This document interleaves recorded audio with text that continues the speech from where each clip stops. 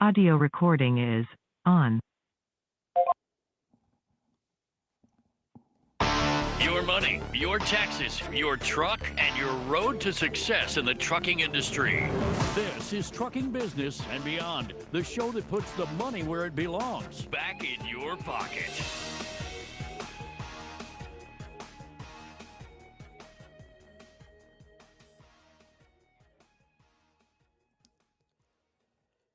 Good morning, you beautiful bunch of fuckers, and welcome to my world.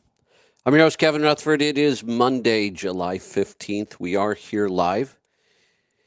It's time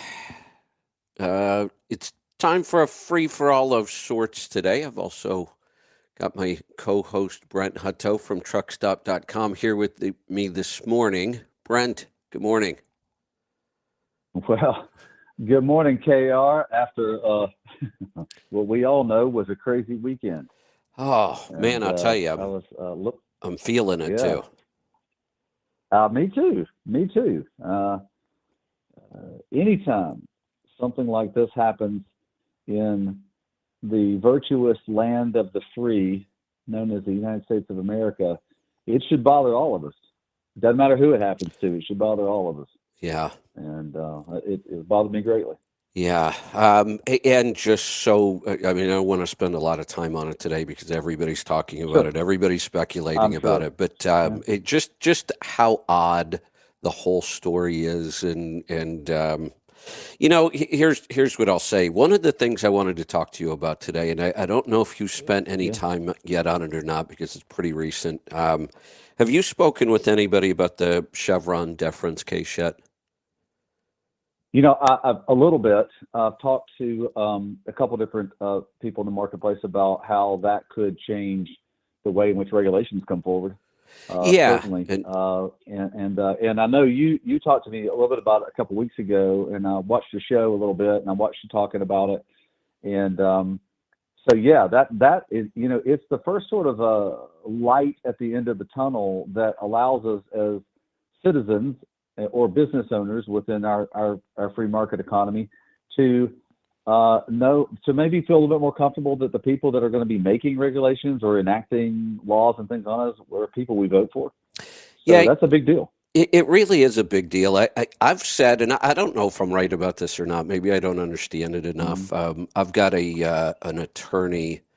I'm trying to find time to get him on the show. He's been working on this a lot. He's done some other podcasts on it. I don't know if you know him or not. Matthew Leffler. Oh yeah, I know Matt. I mean, I don't know him, but I know the name. Yeah. Okay. Is that the armchair attorney? Or yeah. Yeah. Yeah. He did. Actually, I think we're trying to get him on the podcast. Yeah. Yeah, I'm sure he's going to be on everybody's podcast over this because sure. He put out a video on it that was just excellent. He explains things in nice, simple language. And it was a short one. It was pretty early on. And I know he's been working on it more since then, but it really helped me kind of understand. And I'll also tell you this. If he needs a side job, he should be reading audiobooks, narrating audiobooks. His delivery is... He's got a great voice. He does. And it's not just his voice, it's his delivery, and it's the new... he's just really good to listen to. And in a topic like this, that helps a lot because this can get really complicated and really deep. And, my only thought, I think I do understand it well enough to know that if this actually has an impact, and what I mean by that is there are a lot of things that we're not doing the way we're supposed to be doing based on the Constitution. I mean, we know that. This may not change anything. I don't know. It has the potential to change almost everything. We look at things from our industry and our point of view. So we want to know, how would this affect ELDs? How would this affect emissions? How would this affect, anything the FMCSA does? But this applies to everything in our country. I mean, much of our... It's so much bigger than just trucking. And when we talk about it, we're going to focus on trucking. That makes sense. But I want people to understand that this is not trucking. This is how our country is governed. This could be a change in how our entire country is governed. And here's what I'd say about it. I think you probably agree with me that, or I agree with you, I think we agree that the government has become way too big. The government does too many things that the government was never meant to do, and it's not efficient at it. The government wasn't designed to be efficient at these things. In fact, if you look at the design of our government and the three branches and the checks and the balances, it's designed to be very, very inefficient at decision making for a reason. Oh, it for a reason. Absolutely. It wasn't a mistake. It wasn't designed poorly. When we say it's inefficient, there's a reason for it to be inefficient. The government should be making really, really big decisions. And we don't want any one group or any one person to have too much power. We want there to be lots of good debate before we make these kinds of decisions. And if we could get back to that kind of a government, I think it would be incredible. One of the things a lot of people may not realize is this case changed things 40 years ago. That's not that long ago. Right. Yeah, not that long ago. So prior to that, and if you go back and look at how much smaller the government was prior to this, that's what we want to get back to. We want to get away from these agencies who are just allowed to write whatever rule or regulation they want. We all have to live by them. We don't get to vote for them. That's not a representative government. That's correct. So a couple things that, I thought of after this happened over the weekend, and I got to say, I was shocked, and I'm still shocked by that first image when I saw it the first time. I cried. It was so powerful for me, and I couldn't even speak for a while. I was just shocked by that whole thing, just it happening and the way it happened and his response, and it was pretty powerful. So what I think of is, we have this political environment where the left is claiming that Trump wants to be a dictator and he's going to abolish the government and we'll never get him out of office. And then we have, the opposite, where the right's accusing the left of trying to pack the Supreme Court and make Puerto Rico and D.C. a state and bring in all kinds of immigrants so that they'll never be put out of office again. Neither one of those things should ever happen. And I actually think it's kind of insulting to think that one person could take over our government. It's not designed that poorly. Come on, our Constitution and our structure doesn't allow that. But how did we get to the point where this is what we're arguing about? Not what's better for our country, but who's worse to be, who's more dangerous to be in the office, to the point where now this is where we are. I just think that government and politics have become way too important and way too big in our lives. Right. Well, Kevin, the thing, and it's funny, when you start paying taxes, you start paying attention to things as a young adult. And so at about 25 years old, and that was 32 years ago for me. So I got a couple of decades into this thing, trying to listen and watch and try to have at least just balanced wisdom in it. To me, it's just like balanced wisdom, common sense things. And when you realize a lot of things about the government, you realize that they've become in too much. They have too much influence and control over the citizenry. And here's why I say this: our founding fathers were very clear when they helped establish this country that it should never be the goal of the government to be the largest employer.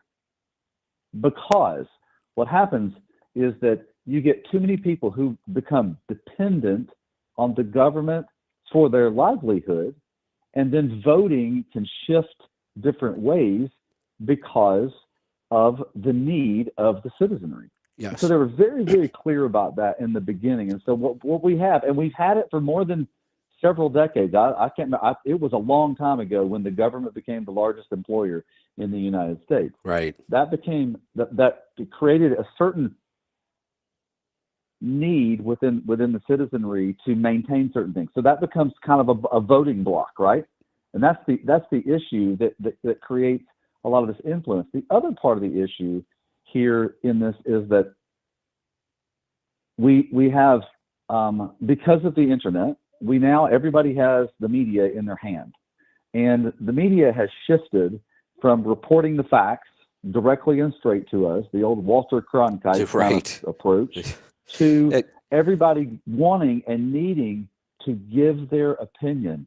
And I watched Morgan Freeman talk about this, and I like Morgan Freeman a lot. He's a Southern guy, and so he talked about when we've gotten to a stage where it's not about being accurate and right when I'm in our media. It's about being first, so you can get audience to come listen to you. And so to me, it concerns me greatly. So you were talking about voting and people and control, and most people really don't understand that all of the government agencies that are out there, other than a few, are appointed. Yes. They're not elected. Right. And so this is the challenge you run into, because we all have to live with regulations. Laws are regulations, regulations are regulations, and it goes across every category. AB5, this thing we've been talking about in trucking for so long now, since 2019, we've been talking about AB5. It doesn't just affect trucking. It affects trucking tremendously, but it affects everybody who's a contractor. Yeah, and that's big. It's a really big deal, and this is where our citizens, we fought for freedom in this country, so we can have the right to be able to be informed on every single thing. And that's one of the reasons most people don't know this. The reason why the revolution started in Boston, Massachusetts, was when you looked over all of America at that time, literacy was not high. People being able to read and write was not high. Right. But you know where it was high? In Boston, Massachusetts. Almost 90% of the people were literate. Wow. So they could read the laws. They could read the things that were coming out. That's why it started there. Yeah. And so anyways, I'll stop on my little bit of a rant, but you got me going too this weekend, buddy. Yes, I did watch the Toby Keith song, The Red, White, and Blue, and I did feel like Mother Freedom ringing her bell, and justice was served to that jackass who had a gun in his hand. And so, but man, just drives you crazy. Freedom being attacked. Yeah, and like I said, we're going to argue the details about this the rest of my lifetime, I'm sure. I mean, that this is that big of an event that, we'll be talking about it for a long time. But I've just been thinking more about the big picture and just how wrapped up in politics everybody is, and it's not good for us. I mean, this is not how our government was designed. It's not what we should be spending our days talking about. You mentioned the news and how it was just delivered pretty straightforward before. It was also like 2 hours a day most of the time. Right. I mean, come on, it wasn't, and there were only a couple of big news stations, and we all watched the same people. Now there's just the thousands of political commentators and 24 hours a day, and now social media is. Honestly, I have to say that while things were happening, I was getting much better information much faster on X than I was on the news. Oh, wow. That's a change too. So our government was just never meant to be this big. There was a time where I can remember saying this, when the elections started getting really close. I was living in Florida for the hanging chads. Remember those? Oh yeah, sure. And we had to wait months and months to find out the real results. I was actually encouraged by that, and I was mistaken. I believed that, look, as long as our politics and our elections are this close and the power keeps shifting back and forth by a couple votes, it'll keep the government from doing anything, which is a good thing. Let them fight amongst themselves. If it's this close, Right. that means, everybody's opinion matters, but we're right there. The problem was that I didn't realize, and now I understand, we don't need Congress to do much of anything anymore. Congress and the president, all they seem to do is run for reelection over and over and over. What work do they ever get done? What do we pass anymore that's meaningful? But what I thought that would be a good thing. Just kind of put a stranglehold on the government. Don't let them get anything done. Right. The problem is we now realize that it wasn't Congress and the president running our government. It's these alphabet agencies. So while we're fighting over elections and one seat shifts the power in the House or Senate, and we just seem to go back and forth and never get anything done, these alphabet agencies are running roughshod over us. Well, for sure, yeah. You've got when you put a lot of influence and power into an unelected person's hands. Look, and I'm not here just criticizing, because some of them, and I'm sure that you could find that have done good work and have done good things and have listened and those things. And there has to be people there, and I'm thankful for the people there, Kevin. I will say this: I am thankful for the people there that show up and try to do their job and try to do what's right. So I'm not dogging the employees that of the federal government who are trying to do a good job. What I'm saying is that I agree with you that there's too much influence and governance over the industries, that it seems like all it does is bog things down. And you don't, what you end up doing is just reconfirming what someone else did a while back. Over and over is that true and over, yeah, right? Yeah. And so is that really the most effective way to do things? And there's like, for instance, I've had lots of relationships with the FNCSA, and I know that the people that I work with there have been there a long time, and so they know their job and they know what they're but like the person who's running the Department of Transportation had never run anything in that realm of governance before. And I'm not dogging the person in charge. I'm not dogging Pete Buttigieg in charge, but he has no experience in that. And so therefore he's going to do it for a couple of years, which we all know it takes a long time to learn any industry. So, and the Department of Transportation has lots of industries inside of it. And so it's just hard. So you kind of just go, is this the best? I just say, and I agree with you, is this the best way to do it? Well, what you just said really triggered a thought for me. Let's go back to these alphabet agencies that we've given way too much control over. One of two things happens. Somebody gets appointed, like you just described, that has zero experience in that area. Well, the whole Chevron deference case is about the fact that we gave these groups power because they are supposed to be the experts. It's almost, see, here's the thing. There's no good way to do this. You don't want to put a random politician in charge who doesn't know anything, which we do that sometimes. Or what we do is we put somebody who spent 30 years in that industry in that position.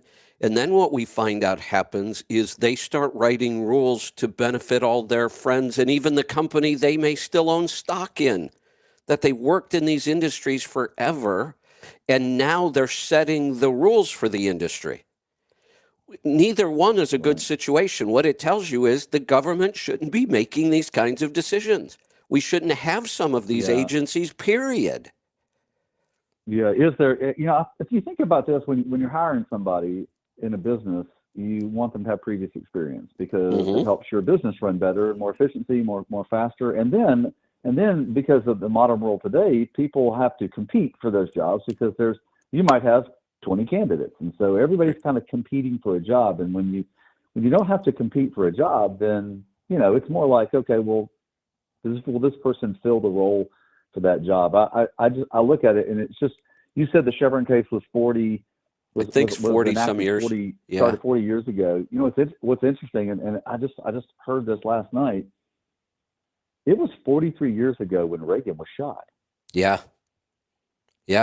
So it's like, So it's like that's why a lot of I talked to several young adults in their 20s over this weekend, and they're just in like mortified shock that this could ever happen in the United States. And I go, well, it's not common, but it's not uncommon that these political leaders, that people do violence against them. So this is not new. Yeah, and I don't want to get too partisan on this because I've tried to avoid that. But yeah, I'm not. Doesn't it seem like all the way? Yeah. Doesn't it seem like all the presidents that get shot at are Republican? All but one were Republican. Yeah. So there's like 8 of them or 9 of them have been shot. Right. All but Kennedy were Republican. I love the one about Teddy Roosevelt, who got shot, delivered a 90-minute speech, and then they Yeah. talk about tough. Well, Talk about tough. and let's be real. Kennedy would be a Republican today. Well, true. Yeah, he was very, very, very conservative in his views on things. He really was Without on a a doubt. lot of things. That's how much our politics have changed. But it's the whole thing has just gotten too big. And let me give you an example. I know we talk about the agencies that affect us in trucking, the FMCSA, the EPA, and it's a shame we have to go through a list, and it's like it never ends. How many of these agencies could write a rule that affects my business? And they do it all the time. But I'll tell you where it's even worse. The other industry that I spend a lot of time in, and the reason this one is so worse, yes, food. Why in the hell did the government ever get into the business of telling us what we should eat? Right.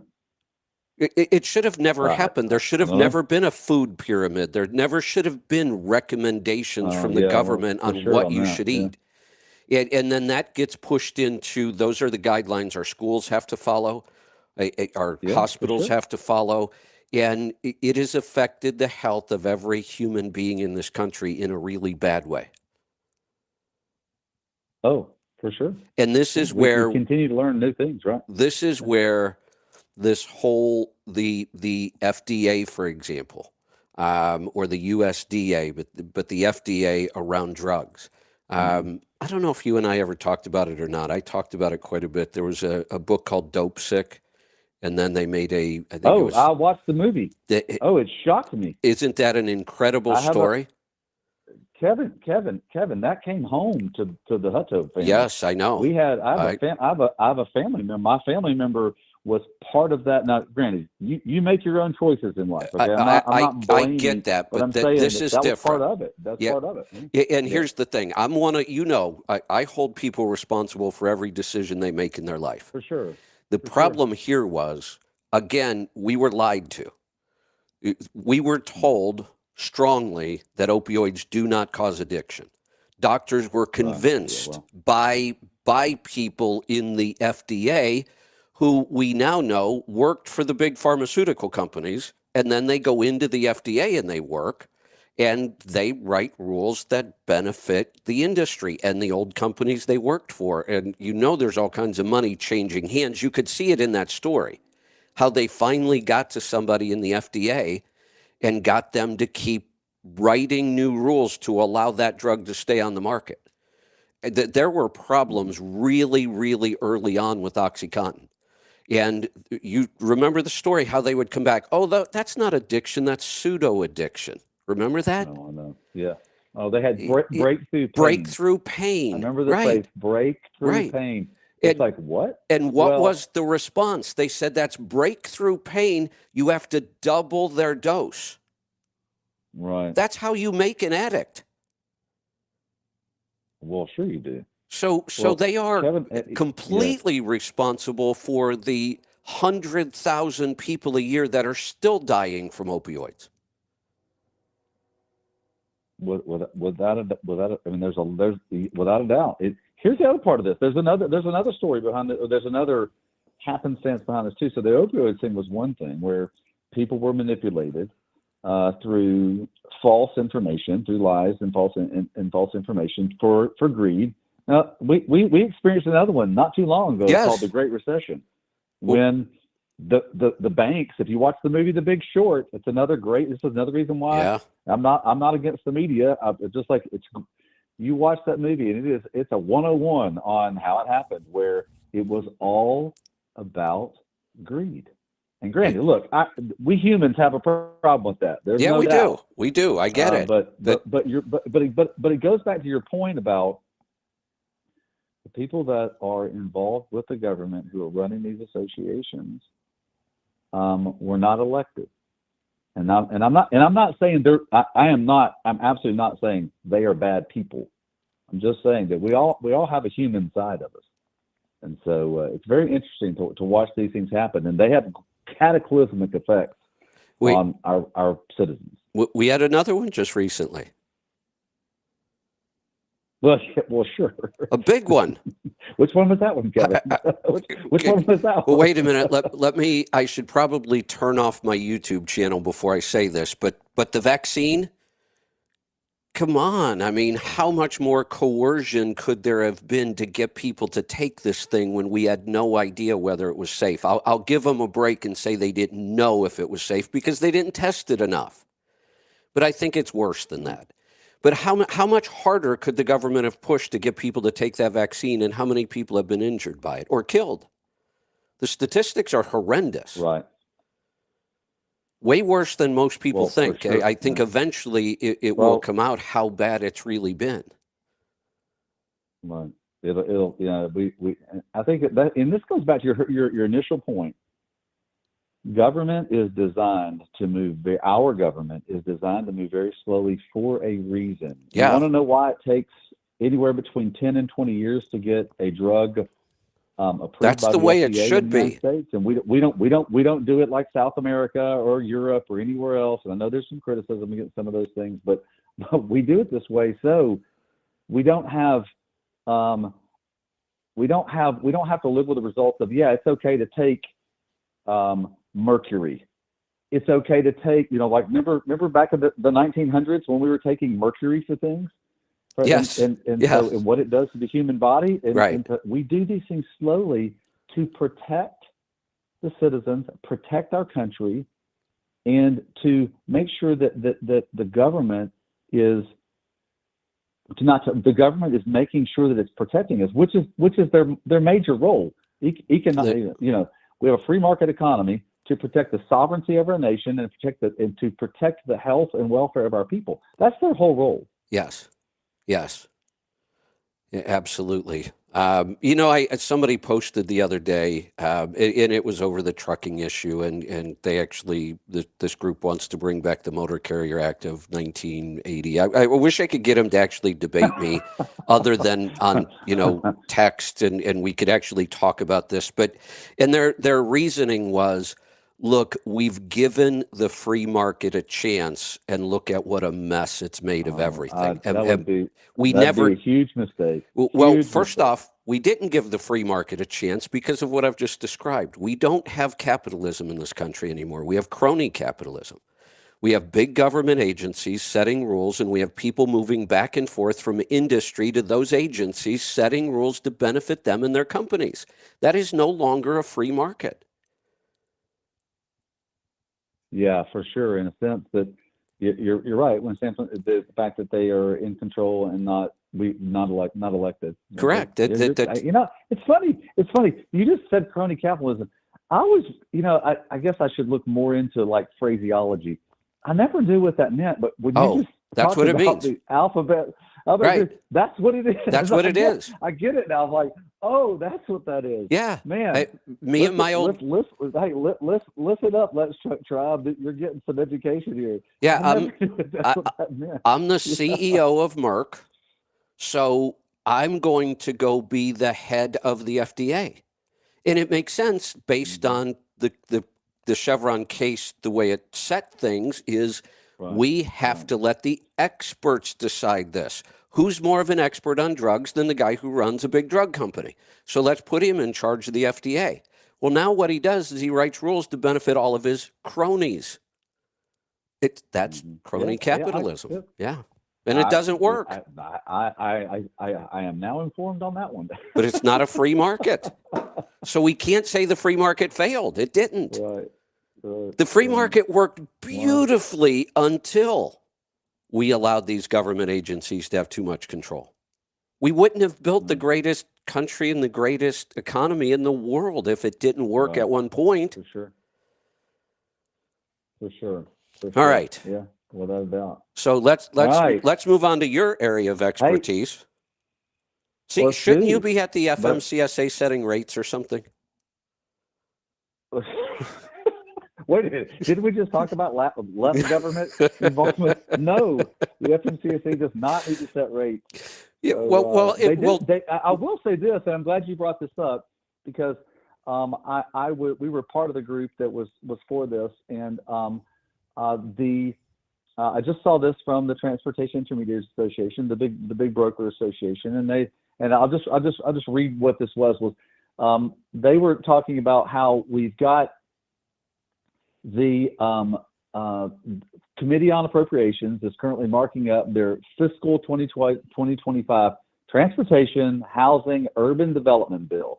The thing that's good in this is that the bill includes a directive, which is really good, a directive requiring, always a good word, the Department of Transportation to collaborate with law enforcement to tackle the rising issue of cargo theft. That's really good. So now, granted, the government's going to move slow, but it's better to have a requirement to start these things, to get into it. Now, this is what's good about it. The committee directs the DOT to utilize the existing resources within the Office of Multimodal Freight Infrastructure and Policy, which is part of the DOT, to coordinate with the FBI, Department of Justice, Department of Homeland Security, and the relevant stakeholders, which is a lot of us in the industry, obviously.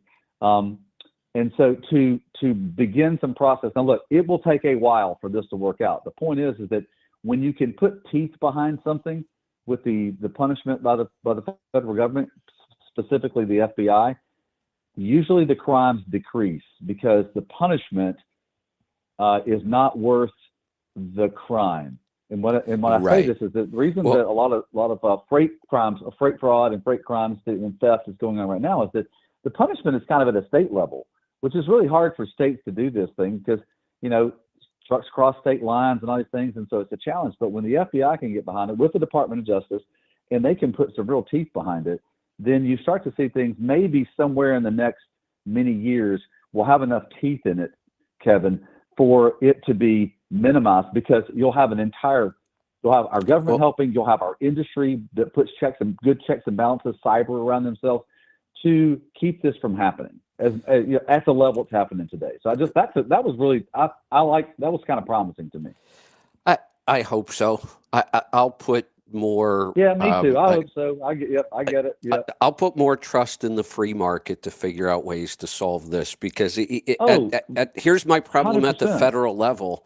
Even if they write the best regulations possible, we just never seem to have the resources to enforce them. I mean, we have so many rules that are already out there that would really solve a problem if you just enforced it, but they don't. We don't seem to have the resources to enforce it on a big scale. So I'm not sure if that one's. Here, let's go back to another one about punishment. Would you say that if the punishment for a certain crime was $100 million, that should be a deterrent? Would seem like it, right? I mean, are you talking about nuclear verdicts at this point? Well, no, something even bigger, something blatantly obvious. Oh, I can show you drug commercials. I don't know. Well, you would think. Oh, okay. You would think it would be. Yeah. I can show you drug commercials on TV that are illegal, blatantly illegal. Oh, wow. They can't advertise a drug for something it wasn't approved for. And they only get drugs approved usually for one thing, because it costs so much money and takes so long to get a drug approved. So they'll get a drug approved for, say, Crohn's disease. But then, look, it seems to kind of work for an autoimmune thyroid condition as well, because all these things are autoimmune, so they all have the same basic roots. So sometimes these drugs will work on a different autoimmune condition. But if they don't run all the trials, a doctor is allowed to prescribe any drug for any condition he wants. We give doctors total free reign over. Oh, wow. Absolutely. They are allowed. If a doctor decided that morphine is good for your toothache, he's allowed to prescribe it. Right. If a doctor figures out that an antidepressant is going to help your toenail fungus, he's allowed to prescribe it. It's his judgment. What the drug companies aren't allowed to do is they're not allowed to talk about that or advertise that. And they do. Right. And they pay hundreds of millions in fines. But it's just a cost of doing business because the drug makes so much money when they can push it for another condition that they just play the game. We'll just pay the fines. Right. Right. Huh. Interesting. Yeah. Super interesting. So you were talking about data on the marketplace. Yes. It is interesting on people's opinions. So I'm going to talk about 2 seconds about politics, and I'm going to spin it right into what's going on in our industry. It's been reported across the marketplace. So I got this from Bloomberg, which is a very reputable worldwide financial markets group, and they were talking about the assassination attempt on former President Donald Trump and how that could cement his election in the fall. And just the talk of that made the dollar and U.S. stock futures rise because he's so pro-business. Right. And so that was very interesting. So you see that. Well, I don't know how that'll play into overall trucking, but we had a period there. Kind of where we are within the marketplace right now, where we're seeing like the pressure from on the spot market because of the July 4th holiday went down, and then it came back. Now it's come back up. So it dropped, literally it went from like 80 to 50. I'm just giving some holistic numbers, and it went back up to 75 this past week. So the marketplace is still balanced where it is. It's been in the 70s to 80s for months and months and months now. And so in the spot market, just for everybody from the tribe standpoint, we look at things in 3 and 4 week periods on what are the trends. And so it's been this way for a while, and the pressure that's the amount of freight and the amount of trucks has kind of been the same. The available freight did go back up. It went down 2 weeks ago, but it went right back up the next week, which is what I anticipated, because as you and I talked about last week, the drop from week 26 to 27 is it's been that way for the last, other than one year during the pandemic, which was an outlier year.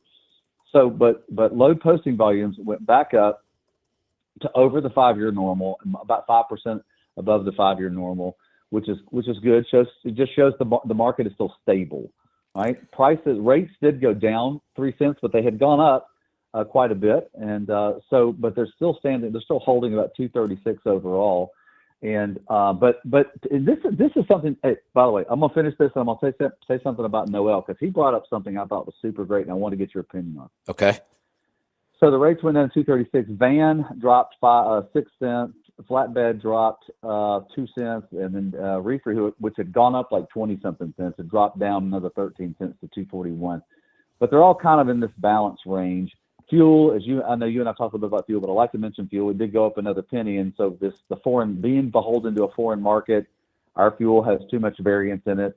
But what also is interesting is the outbound tender reject index, which is the contract marketplace, had been at 6%, which means the spot market will start to grow if it maintains that. But it dropped back down to 5%, which we'll see. If it stays at 5%, that's probably a good indicator. But here's what Noel said: 2 things. Number one, he felt like that we were going to have better pricing through the end of the summer because it had been so low for so long. So his point of view, and I trust his point of view, is that rates should creep up a bit in August, September, and not just seasonality through the holiday season, the holiday season stuff, but it's going to start to creep up a bit just overall in the market and in all segments. But here's what he said I thought was really unique. He said, and I know I talk about this data all the time, Kevin, and which is good, because you want the market data out there. Yes. If you're in this market, you should know your data. You always say this all the time: know your data, know your numbers, know your numbers. So, but Noel said something. I went, huh. He said, looking at that top rate, like 236 in the market, mm-hmm. and even looking at the different modes, like van was 201, flatbed was 243, reefer was 241. He goes, those should have very little bearing on your business. because everything in the spot market is unique.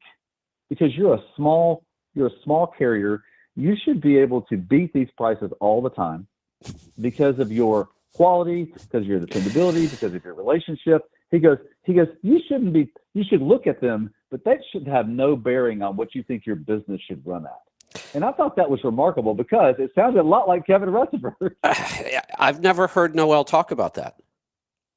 Not once. I'm going to send you the paper where he talked about it. I'm going to send you the paper where he talks about it. I would love to have that because I want to get him back on the show to talk about that. I haven't had him on the show in a while because Noel usually doesn't get into that side of the equation. No, he doesn't at all. What an interesting, and it's exactly my point. And let me give you a couple examples here. You mentioned relationships, and I don't even know if he got into this. The only way to combat low rates are to have even lower cost. I mean, that's it. It's math. Sure. Somebody give me some other way that you can survive when rates get this low. Give me some other way to survive. I don't see what it would be other than you have to keep making your costs lower. When I really started to learn about fuel mileage, and I realized how much of a difference you could make in the bottom line. And I was working with one truck at a time. And I got to the point where I could almost guarantee any owner-operator, I will show you how to save $5,000 to $10,000 a year. Now, this is when owner-operators were averaging somewhere between $50,000 and $60,000 a year net. If you're making, so I'll even take the high side. Profit in your pocket, right. If you're making 60 a year and I can make it 70, that's life-changing. That's money to buy a house. That's money to put your kids through college. That's money to build your retirement with. It's money to take a better vacation. I mean, I could go on and on. Those are big numbers. And my thought was, it's rainy day. Fund money in case you have a mechanical problem. Or a health problem. And you've always said those are the two big ones, right? Bigger. Yeah. So. What people don't seem to understand, what we have a hard time getting people in this industry, they believe that somehow the fleets are able to control costs better than they can. Well, they get their trucks at a discount. They can work on their own trucks in their own shop. That saves them money. They get these big tire discounts, on and on and on. Nothing could be further from the truth. A small carrier, single truck owner, by far, let's go all the way down to the single truck owner with authority. Nobody can control expenses better than that person. Nobody. It's not even close. I can beat the pants off the big fleets all day long. First off, I don't care how big of a discount the big fleets get on a truck. They have to buy new trucks, hundreds of them at a time. And they're to the point where they're turning trucks over at 400,000 miles because they're drivers. They think we have to have new trucks to keep our drivers happy. And at 400,000 miles, a truck today is barely broke in. And they're taking that big hit on depreciation. Now, I can go buy that truck they just gave up with 400,000 miles on it. In today's world, they paid $200,000 for it. I'm going to pay $40,000 to $50,000. Right. That's not even close. Now, they were getting 6.5 miles to the gallon with that truck, maybe 7 if they're lucky. I'll take that truck as an owner-operator, and I'll get 9 out of it. The same truck. I'll have to change some things. I'll have to modify a few things. I'll have to put some add-ons, some modifications. I'll get 9 instead. Maintenance cost, they may have their own shop, and that may help lower their costs, but I can also learn how to do quite a bit of my own work myself, and I've done it. And, for sure. And who tears up trucks more? Brand new drivers with no skin in the game or somebody who owns the truck? Oh, for sure. The same reason why when I bought my car, I wouldn't let my children drive it. Exactly. When they became 16, because they're not driving my car. Right. You go buy them a piece of, an old beater to learn on. Almost every expense on a profit and loss, I can show how an owner-operator has more control over that expense than a big fleet. Now, when ATRI came out just recently and they said, oh, my God, look at what happened to the cost of operating a truck. And they set it at like $2.28 a mile. Oh, hey, Noel did some research on that too. I'll Did send he? you that as well. I'd love to see that We too. called and talked to the EPA about it. Sure did. So if that's the number, you look at it, you go, wait a minute. It costs them more to run than most of the spot market rates today. Right. How do you do that without losing money? Well, then I would roll in owner-operators whose cost without driver wages, there's some, you got to play with the numbers here a little bit to make things equal. Without driver wages, they were under $1 a mile. Not $2.28 a mile, they were under $1. So let's take you may know this number, I don't know, because it seems like it changed a lot. What is the average driver pay for an employee these days? Are we at 70 cents a mile for an average yet? I'd have to go look it up. That's probably close. Somewhere between 65 and 70. I think that's about right. Yep. Yeah. Yep. So I've got people who are at 80 some cents a mile, all in cost of operation, cost of the truck, fuel, maintenance, taxes, tolls, all that stuff. Well, the guy that was on 2 weeks ago, that was 88 cents total. Yeah, right. Cost run his operation. Well, that's without paying himself, but of course he's a business owner. That's the way that works. Then let's take that 70 cents a mile. We'll call that the average driver pay, and we add it to his 88 cents. We're at $1.58, not $2.28. But that's the difference between an owner operator who can control his cost and big fleets who can't. Oh, for sure it is. I just look at it as, you should be with the big mystery in this prior to the internet was that you had to have a team go and find the freight for you. And that's why fleets had an advantage, because they had pricing, they had the resources with people, they had the history, they had the at that time sort of rudimentary technology, mostly Excel spreadsheets doing averages. Where, all that was slow and costly and manual in a sense.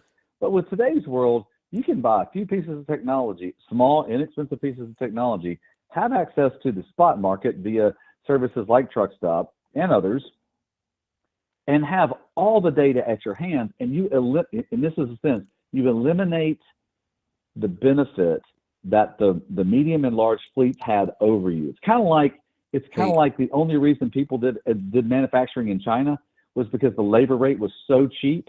Well, the middle class has come up so much in China that China used to have their cost was 1/3 against the United States to manufacture something. Now it's about 1/3. Yeah. So they don't have as much of a pricing advantage as they used to. But so it's the same thing with this. The fleet doesn't have a pricing advantage over you because you can control this. I think about what Henry Albert and Joel Morrow do for fuel mileage. That's incredible. And man, that is just that's like throwing money into your wallet. Yeah. With fuel mileage. And I get, look, you own your business, you run your business. Choose whatever mileage you want. But man, if somebody was throwing money in my pocket and all I had to do was change a few things and be able to put more money in my pocket from a standpoint of fuel consumption, oh my gosh, I think I'd be looking at that every day. Well, let me sum this up, and I know you've heard me say this before. I'm a big believer in you get into business so you can have some freedom. Absolutely. Make whatever choices you want. I don't care what truck you drive. Yeah. I don't care how fast you drive it. If you want to learn how to control costs, I'll spend all day with you. But if you want to go buy a big non-aerodynamic truck with horrible fuel economy because you like it, you should. But I have one caveat to that. When you do that, I don't want to hear you bitch about the rates or the brokers or anybody else. You made those decisions. Right. If you're struggling, there are ways you can fix it. And if you're too damn stubborn to say, well, image matters to me more than my bottom line, well, then you're probably going to struggle in business. I just talked about this the other day. There's a argument on social media, plastic trucks versus classic trucks. The funny thing is, the one plastic truck they always try to really point at is the Volvo. It's got more steel in the cab than any other truck on the market. So it's kind of funny that you called that one the plastic truck. The heaviest truck. Exactly. The heaviest truck in the market. Right. That's but it's kind of funny. And it's just one of those things that goes back and forth. But the other day that they were having that argument, Right. somebody used the numbers and they said, is it really worth $7,000 a year? And that's conservative because Right. here's what we know about aerodynamics. If we take a certain engine, driveline, tire configuration, everything from the cab down, engine, driveline, all that, and we set it up for optimal fuel mileage, and then we put a classic body on top of it, we lose 1 full mile per gallon. That's the number. It's been that way for a Wow. long time. It's not going to Wow. change. In fact, if anything, the difference has gotten bigger, but because the classics really don't change much and the aerodynamic trucks keep getting better and better at aerodynamics. But let's use the 1 mile per gallon. In today's fuel price, it's probably 7,000 or 8,000. There have been times where it was more like 15,000 a year. $15,000 a year. The only difference is the body style. And I've asked people, what's the advantage to that? What advantage does that body style bring to you? The visibility on them is horrible.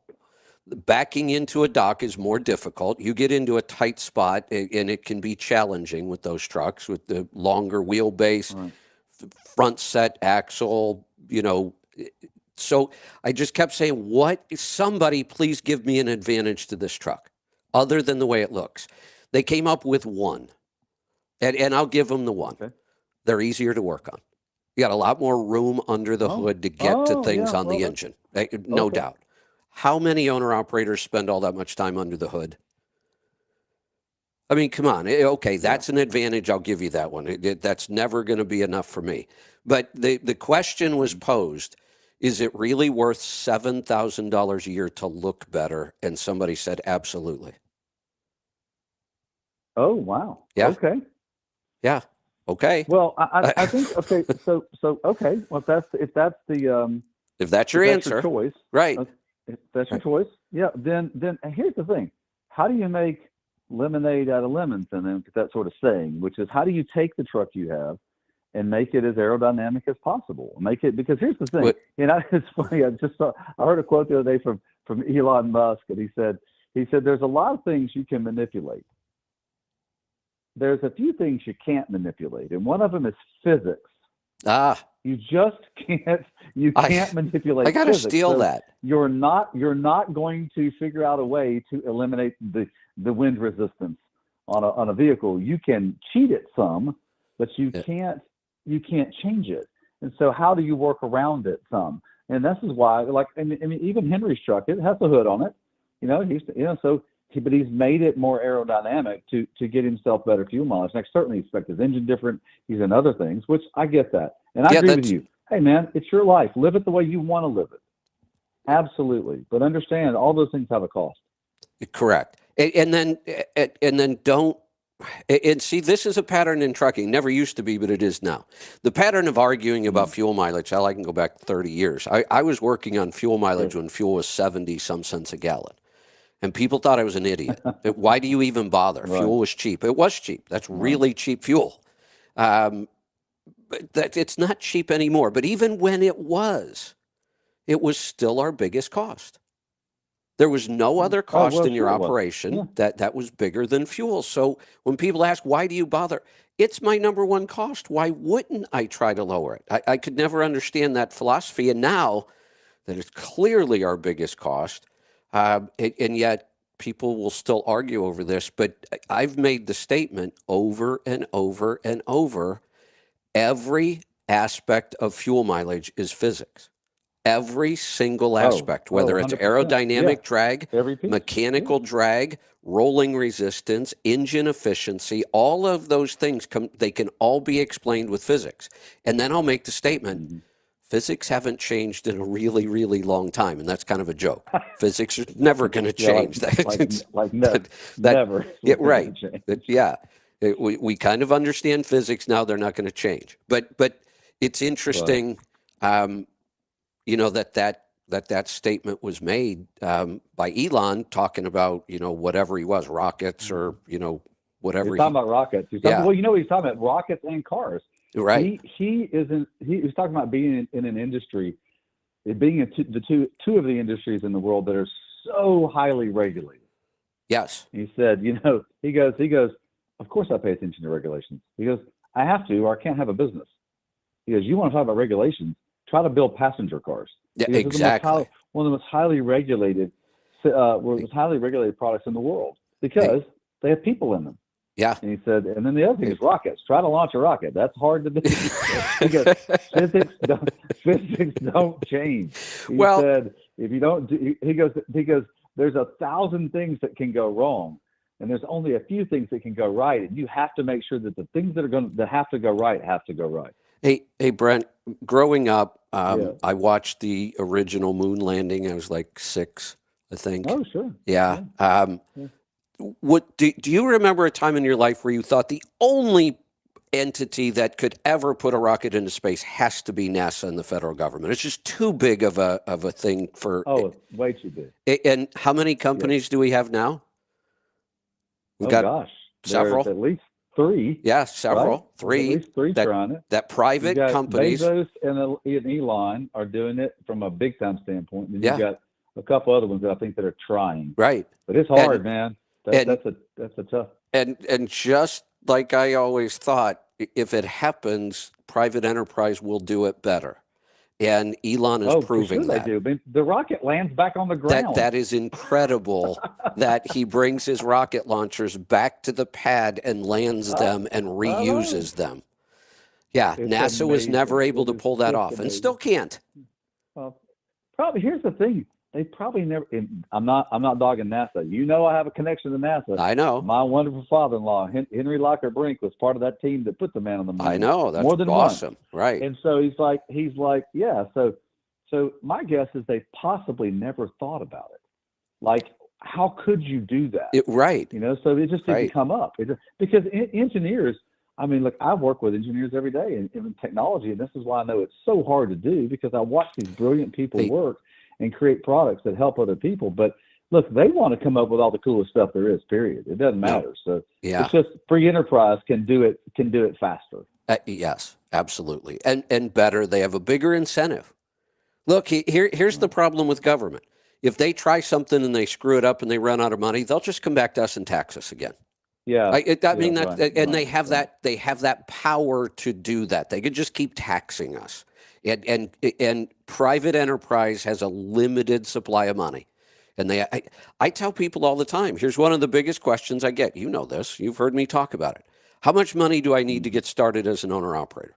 And my answer today would be if you had anywhere between $15,000 and $40,000 in cash, probably the sweet spot. Mm-hmm. If you're going to try it with less than $15,000 in true free cash, you're going to struggle. You can do it. I've done it. I've helped other people do it, but it's riskier and there's more of a struggle. Why would I put a cap of 40,000 on the top? Wouldn't it be better to have 60,000 or 100,000 or no? I've found that it's not. Yeah. You make more mistakes. You aren't as careful about your decisions. You will burn through. How many companies did we see startups burn through millions and millions of dollars and then flame out? How many times have we watched this? No matter how much money you give some of these startups, they flame out. Well, there's only thing there.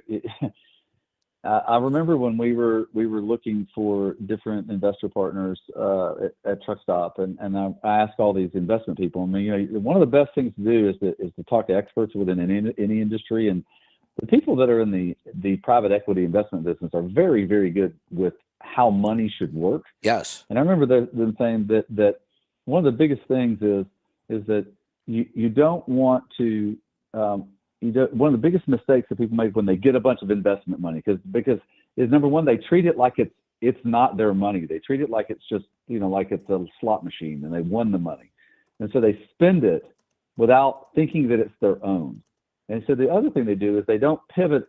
A lot of these companies will not pivot off a bad idea quick enough. In other words, they'll just decide, okay, that's bad. We're stopping that. We're going to go another direction. And so finding a solution. And I liken that to the story that you just talked about if the government does something, they can just tax the citizens more and get more revenue for it. And I'll take you back to electricity. electric vehicles or electric trucks. And I listened to a gentleman at a conference talk to me one time about electric trucks, and he said, "Oh yeah, so we've got these tests that we're doing, and the results are being really good on the ability to get them recharged and get them back out in the market and everything, and blah blah blah blah blah." And I said, "Okay, who are you testing them with?" And he said, "The U.S. Postal Service." And I went, "So you're telling me that an entity that doesn't have a profit motive, doesn't have a efficiency mandate, and is the example that you want to give of success in one of the most expensive endeavors in trucking that's out there?" And I said, "I just don't think I can go with that. I don't think you should use that, because unless somebody has the drive to be efficient and the drive to create profitability, the results are going to not be accurate." Yeah, exactly. So I just thought that was funny. No, exactly. Hey, I know we blew right through this hour again. Can you stay for a couple more minutes? I have one more. Yeah, about 5 more minutes. Yeah, no problem. I want to go back to something you said about how technology has made it so much easier for carriers to find loads, and for sure. I want to kind of go back over the history of what that was like, because I was around for the change here. Right. I didn't realize this. I had to go look it up. 1978. So when I got into the business, one of the ways that you would get loads, and I'm talking, I bought my first truck in '86, early '86. So one of the ways you would get loads is you would go to a truck stop, and there would be a bulletin board, a physical bulletin board. Oh, yeah. And there would be cards pinned to the board by brokers. And there weren't a lot of brokers around back then. That whole industry was just getting started after deregulation. And you would find a card, and you would call the broker up. And I experienced this from both sides, because I was a carrier and then I was an agent and a broker. And it was really common, if you were a broker, you got an office that was really a hotel room near a truck stop somewhere. And I had one, and you could rent them from these hotels, and they would take out all the furniture out of the hotel room, and you would bring in your office, a desk and a phone, and we used to have magnetic signs, because we did a lot of trip leasing. That doesn't exist anymore. So somebody would have to physically come to my office, sign the freight bills. We'd put the magnetic signs on their door saying they're now running for me under my authority on a trip lease. That's how you got loads.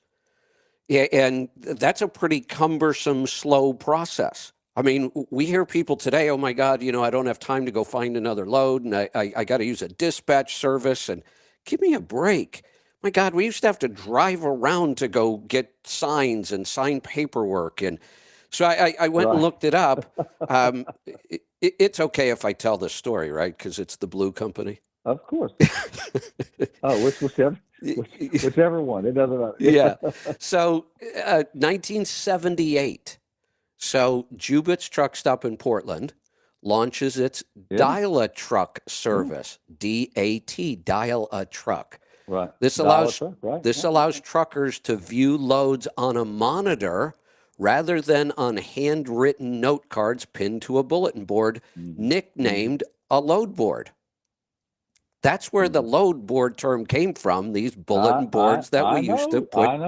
Tell the story all the time to people. Yeah, sure. Yeah, so then by 1985, right when I started, Dial a Truck monitors are installed at more than 200 truck stops in 42 states.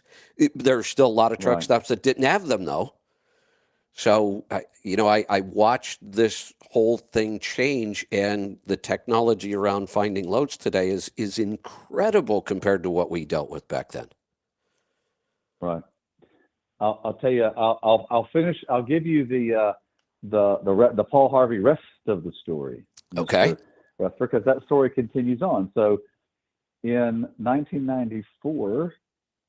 When the young Scott Mosgrove had moved home to take care of his ailing father, Scott knew technology. He was working with the Department of Defense to help them use this new thing called the internet, which they said they'd never used, and so he knows the internet really well, and so this is how Truck Stop became a company.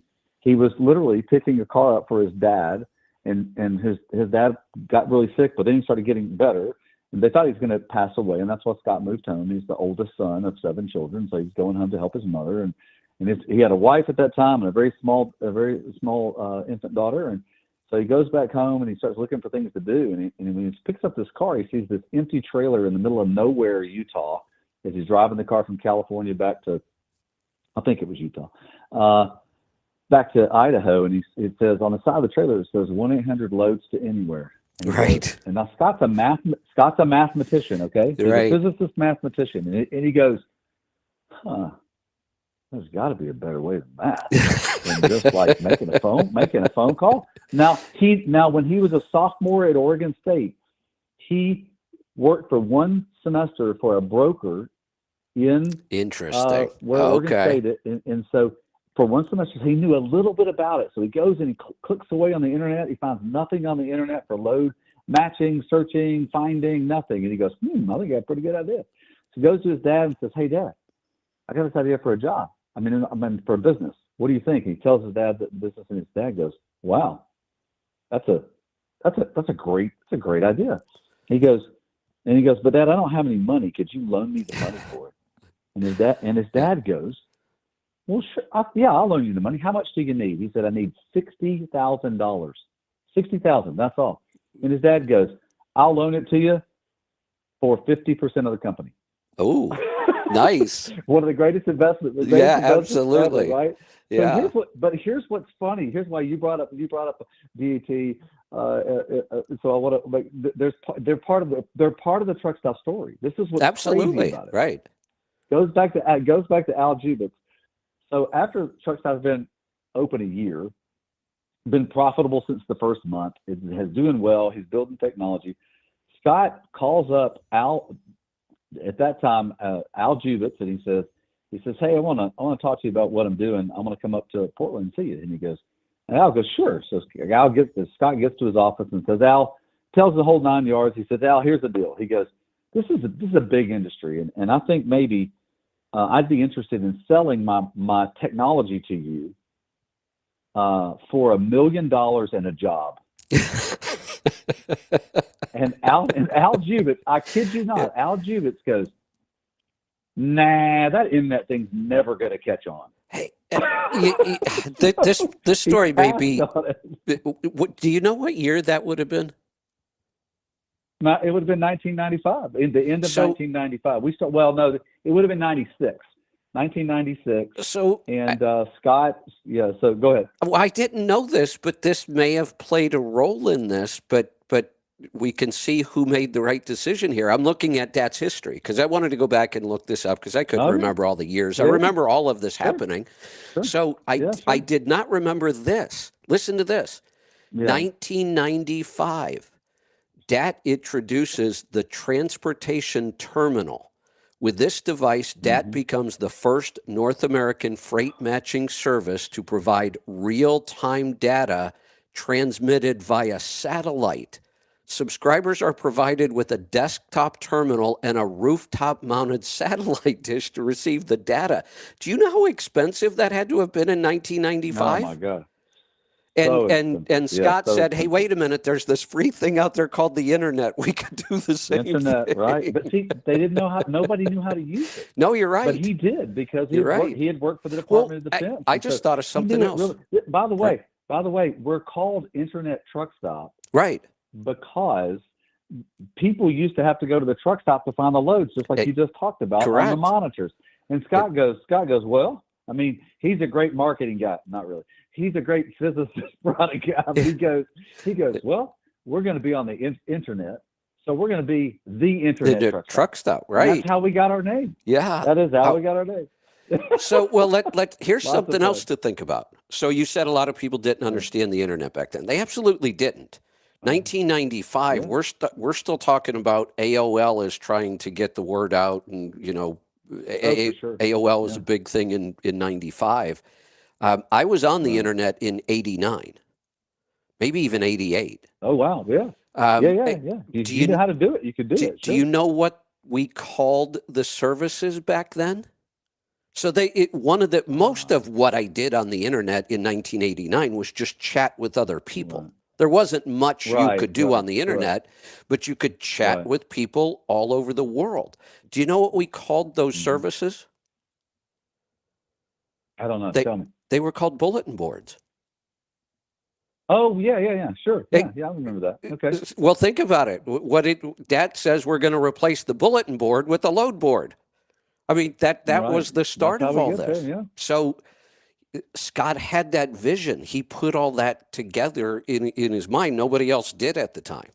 And it's pretty Right. incredible. And it led to a pretty incredible, very large company today. I love those kind of business stories, by the way. I could talk about that stuff all day long. Isn't it fun? Yeah. I know. It's so fun to hear that. And I'll tell you, the thing and when I got to start to work for Truck Stop, and I got to spend much more time with my good friends. Scott and I have been friends since 1999. And so I just remember, and I started saying, okay, well, what's the like idea and the purpose of Truck Stop? And he goes, it's real simple, Brent. Scott's the best explainer of technology I've ever seen in my life, because it makes sense to me when he talks about it. But he said, Brent, our job at Truck Stop is real simple. It's real simple. He goes, we want to enable anyone that wants to get in and own a transportation company to be able to use our technology at the lowest cost possible. Because that's it. We want to give them the greatest amount of access at the lowest cost possible. And that's our goal. That's our responsibility, because we want to make sure we enable them to get into business and be able to pursue the American dream. Hey, so that's Truck Stop's mandate across the board. I'd love that. One more comment, and then I'm going to let you go, because there's one more piece of the story that's really cool. I'm ready. Somewhere around 1990, I'm thinking 91. I decide because I've got my authority, I'm running some trucks. I'm having a hard time finding freight, because we didn't have all these tools back then. It was my biggest struggle was just trying to put freight on my trailers. Yeah, and I thought, I guess I need to go learn how to be a broker. And then I'll just go get my own freight, and then I can sell it to other people. So I look around. I actually found a broker school back then. Yeah, and it was run by a guy named Dave Dwinell. Dave's still around. Oh, I know that name. Yeah, I know that name. Still teaching people how to be a broker. But his school back then was, you showed up and you worked in his office for a week. And you were the gopher. You made coffee. You answered the phone. But he took me out on sales calls to customers, and it was the best school you could imagine, because I just got to sit next to him and work as a broker all week. I mean, it was an awesome way to learn. That's the way people learned how to do anything for thousands of years. You learned from an expert. Yeah. You became an expert right next to him all week. There was no classrooms. There was never a time where we were just sitting around. He was trying to teach me. I just worked in his office all week on everything a broker did. But it was also the first time, we're talking like 89 or 90, somewhere around there, I booked my flight online. Something called Easy Saber. Yeah. And Easy Saber was a system. Easy Saber? Yeah, that was the name of it. Easy Saber. You know why it's called Saber? No. Saber is the system that all of the airlines use to manage their flights. It's called the Saber system. S-A-B-R-E. That's it. Yes, S-A-B-R-E. Not right. This system was called Easy Saber, and I was able to go online and book my own ticket without using. So I'm telling this guy this story, and he said, I'm way ahead of you. He said, travel agents are toast. They'll disappear in the next couple of years. He said, I'm already working on a system where freight brokers won't exist in a couple of years. How many years ago was that? I know. So I laugh about that. Good luck. I can't tell you how many companies have come to me over the years and said, we have this idea, we're going to eliminate freight brokers. And my immediate answer is, no, you're not. No, you're not. I've been hearing this since 1989. I've heard it since 2013. Yeah. I've heard it since 2013. I go to these shows and I go, I get these really cool people after they've had a couple of adult beverages come to me and go, hey, man, I just want to let you know that we're going to be the Expedia for brokers, and we're going to eliminate all brokers out there, and have one system. And I just look at them and go, okay. Yeah. Well, it's not going to happen. We're talking $1 trillion industry. It's just not going to happen. Well, then they went from, we're going to be the Expedia of trucking to we're going to be the Uber of trucking. I heard that one so many times. Yep, and then when Uber actually became a trucking company, I said, hey, guys, what are you going to do now? Uber is a broker. Yeah. So, hey, could you take a quick call? I know you got to go, but we're rolling today. Yeah, let's take a call. All right. We'll pay you overtime today. Let's go to. Oh, hey man, the pay is really good. I appreciate it. Damon in Washington. We kept him here just so you could ask him this question. Oh, Damon, what's up, Damon? Well, thank you. Appreciate that. Hey, so I'm leased onto a company right now, and I'm considering getting my authority. Yes, sir.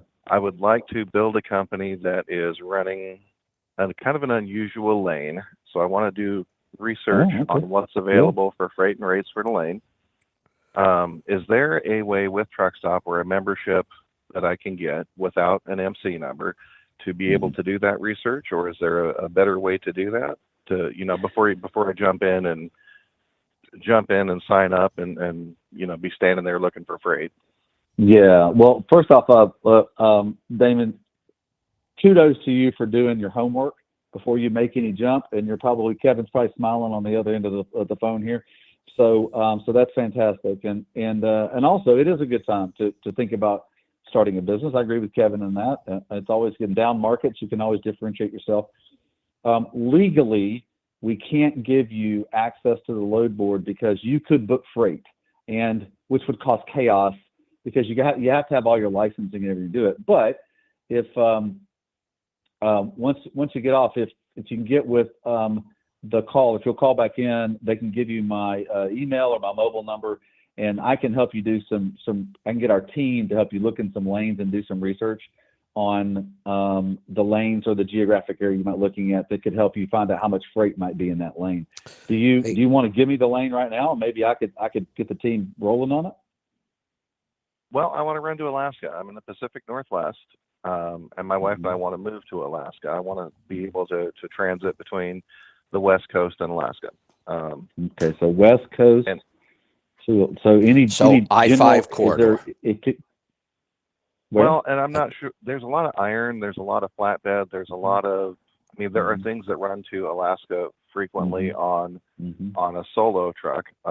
Anybody wanting perishable stuff, they want teams. So I'm looking at what kind of equipment do I need to be most successful, and the frequency of the freight. I mean, if you're hauling higher dollar loads, you don't have to be running all the time. Yeah, it's just I want to see what it looks like, the whole picture, and then for sure based on that. Yeah, congratulations. That would be a great service, Damon, that we could provide to inquiring lease-on owner operators who obviously have the talent, the experience, and everything to run a successful business. To say, okay, well, if you we may be able to do this. Wait a minute, I may be able to get you access to it. I just got to make sure our team did this.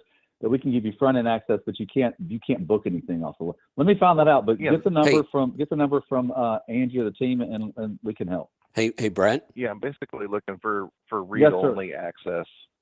Yeah, something like that. Hey, Damon, just so you know, and Brent will remember this. I asked for this about 6 years ago, and I understood why it couldn't be done.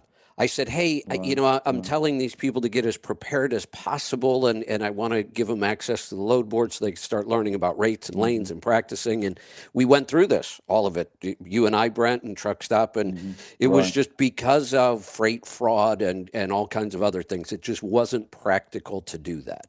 But I think Brent's kind of rethinking, and maybe there are some ways we could make that available somehow.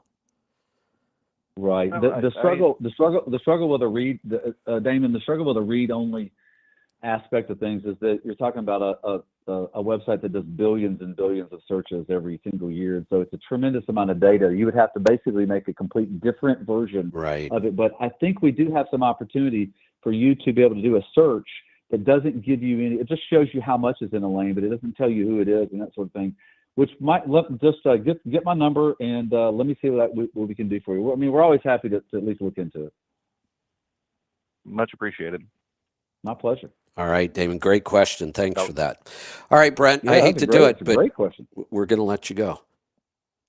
Dang, really? Do you have to? Man, this is a great show. You know, hey, we started off with obviously a challenging thing, but life goes on, the world moves forward. You know, we need to keep whatever we do. We need to keep defending the right for our country to have freedom and to continue to move forward and that sort of thing. So no matter what happens, and so I'm always proud of seeing that within our own citizens and our own industry. Well, thank you for that. And I know you have to go, but you may want to keep listening because I had one more note on my pad, and it applies to that. Something that I'm optimistic about and cautiously hopeful. I'll just say that. Okay. And I'm going to talk about it. I'll be listening while I move to my next call. That'd be great. All right. Thanks again. And Talk to you soon. Great to be on. I don't think I'm working next week. I think I'm going to try to take a vacation again. I tried last week to take a vacation.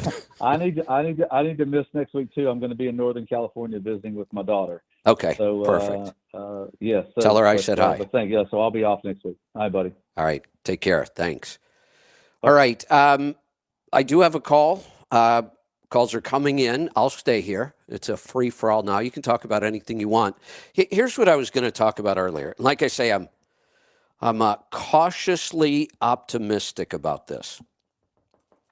I had been saying for a while that I was thinking about doing a political show because there's a lot of politics that I wanted to talk about, and I don't always have time during my other shows, and I don't want to take time for politics because I know some people just don't want to hear it. We hear it everywhere. I get it.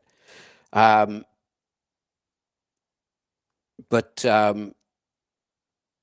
wait a minute. Okay, it's not next week. Lisa's telling me it's not next week. My vacation's the following week. Okay, got it. Thank you, Lisa. So here's what I'm thinking about. I've talked a lot about the 70s, and I grew up in the 70s and how bad our economy was in the 70s. It was rough. Trying to get a job back then, I lived in Ohio in the Midwest. It was not unusual. I've talked about this. You might spend all day driving around and filling out applications.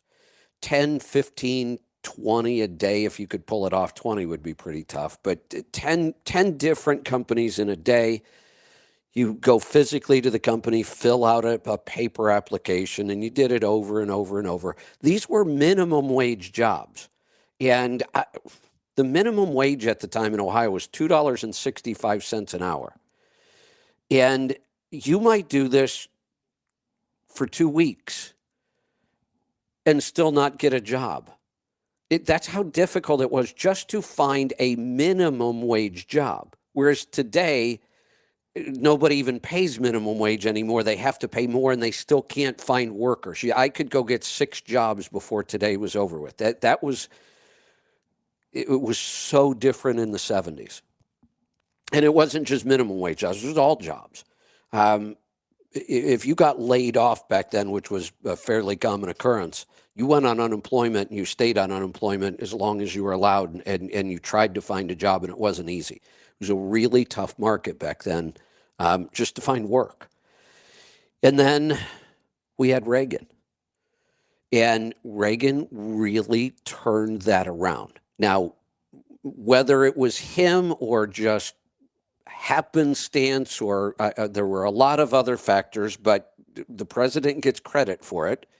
And Reagan was a very popular president. Both parties, still today we talk about something called Reagan Democrats. Democrats who voted for a Republican for president. That hasn't happened in a very, very long time. We don't really cross party lines much anymore. We haven't for most of my life since that time. But there are a lot of similarities to what went on in the 70s. We've talked about stagflation, all the turmoil from Vietnam, protests, high interest rates on everything. I've talked about all the similarities from the 70s. And what changed that was the 80s. Reagan became president in 80. The 80s got better and better. And we have been a very prosperous country since then. I've benefited from that. I've been able to build a really good financial life because we've had lots and lots of opportunities. And I've been saying for the last 10 years or so that it feels like that will never happen again. And it was very discouraging. It felt like the government got so big, politics are so divided. Could we ever have a Reagan again? Could we ever see that change? And could we become that prosperous again as a country? And I've been pretty pessimistic about that. I couldn't see the way out of this. And I don't know if this is. That's why I'm hopefully optimistic. But Trump has rewritten his entire speech for either today or tomorrow. I'm not even sure anymore when everything's happening now. And he said he has made it very, very positive. He's not going to talk much about Joe Biden or the Democrats. He's going to talk about unity in this country. I've said that in many, many ways, Trump was a lot like Reagan in his policies. I believe both of them could have been libertarians. But Trump was very different from Reagan in his personality. And his personality made things very difficult for him, still does. And we're in a different place in the world where we are much, much more divided than even what we were in the 70s. Although I was young back then. Maybe I didn't understand it as well as I could have, because if I look back now, we were really, really divided in a lot of the same ways. Wouldn't it be amazing if this really negative event that just occurred has a very big upside, that maybe Trump could become that kind of Reagan-like president that unites us as a country, and we all start moving forward to kind of rebuild our economy and become prosperous again? I certainly hope so. One other thing, and then I'm going to go to the calls. I was going to bring this up. I thought this was funny because we talk about this a lot. I don't know if it's funny or just interesting. On OP Live last night, that's the show where they ride around with all the different police departments in the country, and it's in real time. You're watching it as it's happening. They had a clip on there last night. This was not in real time. This was recorded, and you can find this all over the internet. A police officer pulls over a Waymo car and there's no driver. And I know people have said, oh, that's not going to happen. There's always going to be. No, we're already doing it. There are autonomous vehicles being operated on our roads with no drivers. And the car pulls over because the car had made some pretty erratic moves in a construction zone, is why the cop pulled this car over. And he didn't know at the time there was no driver. He couldn't see that until he walked up to the window, and he actually started kind of laughing to himself. And the window goes down, and he's now talking to somebody in the customer service department at Waymo about this car. It was just a bizarre thing to watch. Let's, phone lines are open if you want to jump in. I would do it now. If I run out of calls, I'll be out of here today, so it's up to you. Let's go to Missouri. Lyle, welcome. Welcome. Well, aren't we in a hot political time at the moment? Boy, you're not kidding. Holy cow. My goodness, it's probably just begun. I think so. And I'm hoping that whatever has just become is at least better than where we are right now. Well, one of the things to think about in relation to this whole thing is that Trump's been there once, and all the mistakes he made in relation to what he did, he now knows the system and can better do the things that need to be done, I think, on the second go around. So Yeah. I mean, he's a quick learner, obviously. Absolutely. Hey, I want to make one more comment. And I find this actually pretty insulting. When they claim that he's just going to become a dictator on day one, and they say that. They actually say it like that, that he has said he's going to be a dictator. Well, he hasn't said that. You have to stop taking his words out of context. And even if he did, do they have that little respect for the Constitution and our system of government? It's next to impossible for that to happen. Can't you just trust the system, if we let it work between the three branches and the checks and the balances, nobody could become a dictator. Why do we even talk like that? It's not even possible for it to happen. We should have a little more confidence in our system. It's a really good system if we just let it work. It is a good system, but Biden did, the same thing where he said, well, I know that it's not legal according to the Supreme Court, but I'm going to do it anyway. Well, they're throwing all of law out the window. And then it goes back to the Supreme Court. We try to stop them. That's the checks and balances that we have in the system, and it's a really good system. We should trust it. We should, but they've obliterated it for the most part on that party because they haven't followed any of those rules. They've broken every rule possible. And here's the interesting thing is that communism, what they actually do is all the things they do, they accuse the opposing party of doing. Yeah. Yeah, that's been going on a long time. Anyway, it is. Well, hopefully you're right about that it'll make it better. And, we've seen already that a lot of people have said, well, this one incident will ensure his presidency. Well, I'm not sure that I'm that confident about it. Well, I'm not either. All the things they've done so far. Right. I'm not confident of that, and I think that's a really bad attitude to take. In fact, I don't think they'll pull out all the stops to stop him, and not even short of what just happened. Well, I was going to say maybe they already did. Yeah, exactly. We'll find out. What do they have to run on? Japers, they got a zero in place at the moment. So. Anyway, that's not really what. Yeah, go ahead. The thing about Truck Stop that I wanted to talk about as an owner-operator is that when they redid that whole system, and I look at Truck Stop and I started going on there to see, well, what's the possibilities here of what I can do with this program, I'm like, this is incredible. I can move any column where I want it across the board horizontally. Right. I can touch the top of any of those columns and select, I want all the states in order. Right. Or I want my deadhead miles in order, or I want which state by state of my destination or my pickup. It's nearly impossible to talk about all the incredible possibilities that they've made available in that I could sell this Truck Stop thing. Hey, Lyle. Using it.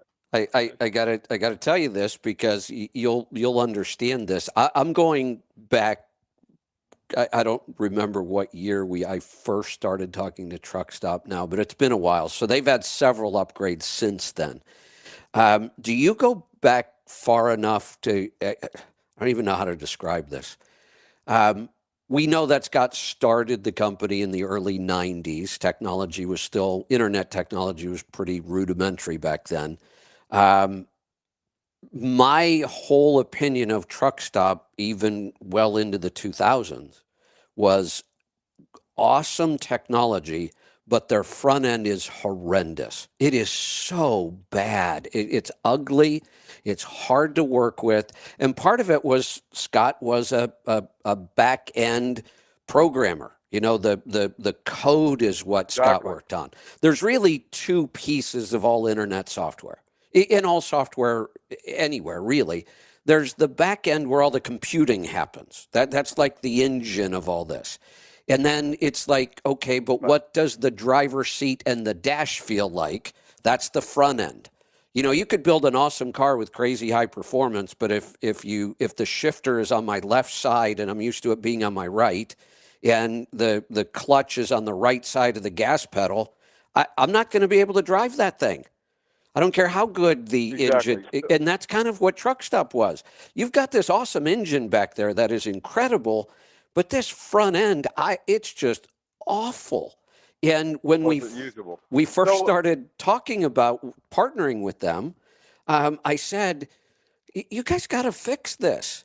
And I know it's a really, really big thing. We deal with this. I know how expensive software is. And they said, look, we know that, and we're almost there. You're going to be really shocked. And when they rolled out that first big change, I was shocked and amazed. Oh, my. Yeah, it was, what an incredible change. Well, part of what you're describing and the way I've always looked at it is that the guys that develop the program to help us do these things are techies, what I call techies. You know, right. They're way into all this stuff. Well, what they take as secondary to what they do to poke this button and poke that button and go wherever on the internet is second nature to them. But for guys like me sitting in a truck, that don't work. I don't understand all that stuff. It needs to be, if I can't poke on it and make it happen, then it ain't going to happen. Yep. Yeah. Well, it's got to be dumbed down enough that I can exactly. handle it. Yeah. Well, here's a good example of how important that was to me. And because I built my first computer in the mid '80s. I was online, like I just said, before the '90s. I've been pretty heavily involved in technology my whole life. When I first wrote profit gauges, it started as Excel spreadsheets because that's what I was using to run my business. And I wanted to share it with people. Sharing spreadsheets is really difficult. They need updated all the time. They're not always easy to work with, and you could screw up a formula pretty easily. And I thought, I can't really make this a sellable program based on a spreadsheet. It's just not going to work. So I started learning some basic database programming so that I could rewrite all of my spreadsheets in a database. And I got about 90% of it done. And I just couldn't didn't know how to do some of the last technical steps. And I hired a programmer. A couple things came out of that. I also had a really expensive high-end color printer at the time because I was getting ready to print my own manual. So this thing was, here we go again, fantastic printer. I mean, this thing was incredible. It was about the size of a smart car. But I could never get the thing to work. I mean, I couldn't get it to work on my network. I was always trying to get it to reconnect to the network so people could print to it. And I was spending a lot of time on it. And I hired this programmer to help me with my database. And she happened to use Macs. And the database program I was using was pretty incredible. It could be used on either a Mac or a PC. That was a really weird thing. But she used a Mac, I used a PC, but we're both working on the same database program. The first day she steps into my office, we haven't even been working 20 minutes, and all of a sudden I hear my big printer fire up. And we're the only ones in the office. And I said, what's wrong with that thing now? And she's walking over towards it, and she grabs a piece of paper, and she said, what do you mean, what's wrong with it? It's working great. I said, you just printed to my network printer? I said, how did you do that? I said, I can't even print to my network printer most days. She said, well, it's a Mac. Oh, that's hilarious. I know. And I said, this is not a lie. When we got done working that day, and we had put in about 12 hours that day, I drove down to the mall and I bought a Mac. I bought a little Mac laptop, the cheapest one they made at the time. I said, I just have to know what this is all about. And I had actually learned how to use a computer on a Mac, but then bought a PC because everybody said, well, they're better for business. And that's how I ended up on Macs way back then. Then I get the engine of the database done. She helps me finish it. This thing works great. But the front end was awful. And she wasn't any good at designing front end. She was the database engineer. Program, you mean, to actually use it. Exactly, right? The stuff you had to interact with, like what you're talking about now. It was awful.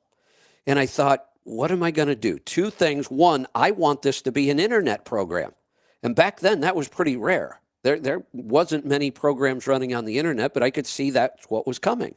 I said, I need to find a programmer who can help me make this an internet program, and I need a good front-end designer. And I still remember this. I walked into the Las Vegas Truck Show, and one of the first booths I saw had these giant iMac monitors like I'd never seen before. And they were showing websites, and they were a website design company. And I looked at their website and I said, that may be the most beautiful website I've seen. And then they showed me the functionality and how easy everything was. That's why Aaron is now our business partner. That was Aaron, I'm going to tell the quick version of the story. They took on a customer, and he had a partner who was also a designer, and they would build all these websites, and they were beautiful and functional. And they took on a project to build a website. Have you ever seen the website farmersonly.com? Yes. The dating site for farmers? This guy had started a dating site for truck drivers. And he hired Aaron and his partner to design it and run it for him. And Aaron understood the simplicity part. Right. Aaron is fantastic at good design and really, really simple. And I'll give you an example in a minute here. So they're working with this guy, and he never has enough money. They're always waiting to get paid, and then they'll do a little more work, and then they had to wait to get paid. And the guy died, and he owed him a bunch of money. And, they went to his widow and said, hey, he owed us a bunch of money. And she said, well, I don't have any money. She said, I'll just give you the website. You can have it. So now they have this website, and they need to try to market it. So they go to a truck show. And they had been doing this for a while, and they were just about broke. This thing almost broke them. In fact, I think they may have slept in their car at that truck show. I'm not kidding. Yeah, that's how close they were to just giving it up. In fact, they said, if something doesn't happen during this truck stop, we just have to give this up, or it's going to take down our whole business. And something happened. We met him, and we ended up making him a part of our company. So I love those kind of business stories. But Aaron, here's what happened. Aaron looked at my design for profit gauges, and he said, okay, in order for me to get here, it takes me 6 clicks. I'm going to figure out how to do it in 2. And that's what he would work on. He would work on that problem over and over and over until he could figure out how to eliminate one more click. And that's why his design, it's clean, it's simple, it's intuitive. He's really good at that. That's cool. You're familiar with Dave Ramsey, right? Oh, absolutely. Yep. So I was interested in his story. He is not a tech guy. He didn't want to be a tech guy. He didn't want nothing to do with all that stuff. And so all his people. Uh-oh. Lyle, if you can hear me, we've lost your audio. Hang on. Wait, you're back. There you are. Okay, am I back there? Yep. Sound perfect. So, go ahead. He finally said, all right, you build me a program, and here's the deal. When you get done with that program, you bring it to me, and without any instruction, if I can't use it, then you go back to the drawing board. Oh, there you go. I think it took 3 times for them to bring it back to him where he could use it without instruction. And that was his criteria for them building a computer program. That's a great approach. That's the way it needs to be. That's a great approach. I love that. Exactly. And, the truck stop, I've never read the instructions for truckstop.com on how to use it, ever. And the only struggle I've ever had is I still need to. I haven't figured out how to report a broker on their bond because they didn't pay me on a load. Yeah. About 2 or 3 months ago. But other than that, I've never looked at the instructions. I've only done, whatever I can poke on. Right. My wife asked me, she said, well, how do you learn stuff? I poke on things. That's what I do. Hey, I poke on. Lyle, here's my strategy on software websites. I click on everything. everything. If there is a link there, I'm going to click on it. If there's a button, I'm going to click on it. That's how I learn software. I never use the manual. Click on everything, see what it does. Yeah, another, an Apple example. I have a brother-in-law. He's older than me, in his 70s now, I believe. He didn't have no electronics either. But I bought my wife an iPad. I said, well, she's a touchy person. Right. I mean, look, see, touch. Right. If you can't do that, then forget it. Well, so I bought her an iPad. I said, look, Lynn, all you got to do is poke. You just poke this and poke that, and you can do whatever you want to do. Okay. So I bought her, and she's thrilled with that thing. Excellent. And so my sister brought her husband one, same thing, bought an iPad. He didn't like those things at all until he got an iPad. There you go. If I can touch on it and poke on it and do what I want to do, that's what we need. So. Excellent. All right, Anyway, Lyle, thanks for the comments. Appreciate it.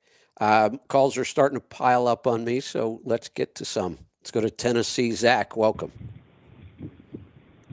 Hey, thanks for taking my call. Hey, would you call Trump, are you hoping that he'll become maybe a moderate? No, I'm really not, because I don't find him to be not moderate. I mean, in my book and from the politics that I remember growing up, that he is pretty moderate. And honestly, I think... Well, how do we define moderate? Well, that's the problem with, words and... but I've even said... I'm the moderation guy from Friday. I know. I've even said that Okay. that I think... Well, we can get back into that conversation if you want to, because we didn't get to finish it. That's what I told Angie. I said if he wants to. Yeah, we can, because we didn't get to finish that. I think both Reagan and Trump, in reality, are libertarians. And I think libertarians are some of the most moderate people around. I don't know why everybody thinks they're so extreme. I think they're the opposite. I think they're the moderate part of both parties. Well, I think I could tell you why everybody thinks they're so extreme. Because the powers that be, the Republicans, Democrats, want everyone to think that they're extreme so that they don't get any kind of traction. Yeah, you're probably right. I think it's the opposite. I think they take the most moderate parts of both parties. No, I'm saying that I don't think the Republicans it's a two-party system, and that's how they Right. want it. Oh, they don't want you're third right. Party coming in. You're absolutely right. Out that, them libertarians, they're crazy. Don't trust them. Right. Yeah, whatever. And the other thing, as far as moderation, I think it's similar to in the law. They talk about time, place, and manner. Moderation can never be defined. Correct. Everybody's moderation is going to be different, and I understand what you're saying, but we don't want to, like you said, let's not use moderation in food. Well, then that's cancel culture. We can't. We're starting to eliminate. Well, you can't say that. No, wait, no, wait. I don't agree with it. Wait. Because I think you're heading where I'm about to go with this. When I make statements like that, I am never, ever talking about another law, another regulation, somebody being canceled. It's just my recommendation. That's all it is. It's just me talking and giving advice. I don't want rules around this. When I say we shouldn't use moderation in food, that's just a recommendation. I'm not asking for a law or a regulation but it just doesn't make it's one of the worst words I've heard when it comes to diet. I think it's the most damaging word we can use. Everything in moderation and you'll be okay. No, that's a horrible idea, because 90% of our food supply you should no longer be eating at all. There is no moderation, in my opinion, around grains. You just shouldn't eat them. There is no moderation around seed oils. You just shouldn't eat them. Like you said, the statement is everything in moderation, you'll be okay. Well, what's okay? Alive? Right. That's how we're going to define what okay is. Again, it comes down to definition. Well, right. That's pretty broad. Right. No, I've experienced both sides of it. I believe that growing up, if you wanted to try to define a moderate diet, it's probably what I experienced growing up. And our food supply wasn't so bad back then. I didn't eating out when I was growing up and even fast food was a rare thing. I probably, growing up until I had my own car and could drive around myself, I'll bet I didn't get fast food not even once a month. And eating out at a regular restaurant was probably 2 or 3 times a year. It was pretty rare to eat out. So you eliminated all the garbage food supply in eating out. And at home, there weren't nearly the number of processed foods we had now. So I believe I had a fairly moderate diet growing up, and I was still unhealthy because of it. Well, and if you're satisfied with that point being done, I've got 3 more, and I want to try to keep it brief because Sure. like when I'm listening, somebody just goes on and on. That's and on, okay. And I just Yeah. Anywho, somebody called in and they said they had heard on Fox News that bacon it was going to be the issue with if you avoid bacon, you avoid diabetes. I have come up with the answer. It's because when you're eating bacon, it's next to the pancakes, and that syrup comes off the pancakes and gets onto the bacon. So that's exactly now that right. I've got that solved for you, I'll switch to the next point. When you and Joel were one of the most profound things still is, and you mentioned it today when you, or no, that was the streaming I was listening to. You said it's not a deficiency. The thing about Dr. Wolfson saying Yes. Baby aspirin deficiency, that thing was just unbelievable. When you and Joel were talking Friday about torque, for some reason it finally clicked for me also. It's a torque wrench. And if the bolt, let's say the nut is torqued to 150 pounds, and you apply 100 pounds of pressure, there is energy being exerted, but nothing is happening. It doesn't move. That's another good analogy. Yeah. All those other analogies people tried to give me that one day we taught, they were just making me crazy. None of them made any sense to me. And when Joel explained it last week, I thought, I finally get this. And it's kind of messed with my, well, every action has an equal and opposite reaction. Yep. Well, does it? If I apply 100 pounds of torque and I just let off, where's the 100? You know, but anyway, that's another side note to kind of chew on. But on a serious note, the trip. Go ahead. I was just going to say, you're getting into some deep physics stuff now. Don't do that. Yeah. On a serious note, the Trump issue, I'm going to listen to President Biden's speech again because I think I'm correct on this. I know I'm correct on last night. I heard and I saw footage of January 6th. Even after something like this took place, the other side who's calling us to tone it down, they're still saying, hey, remember January 6th, remember January 6th. They're still flaming the fire.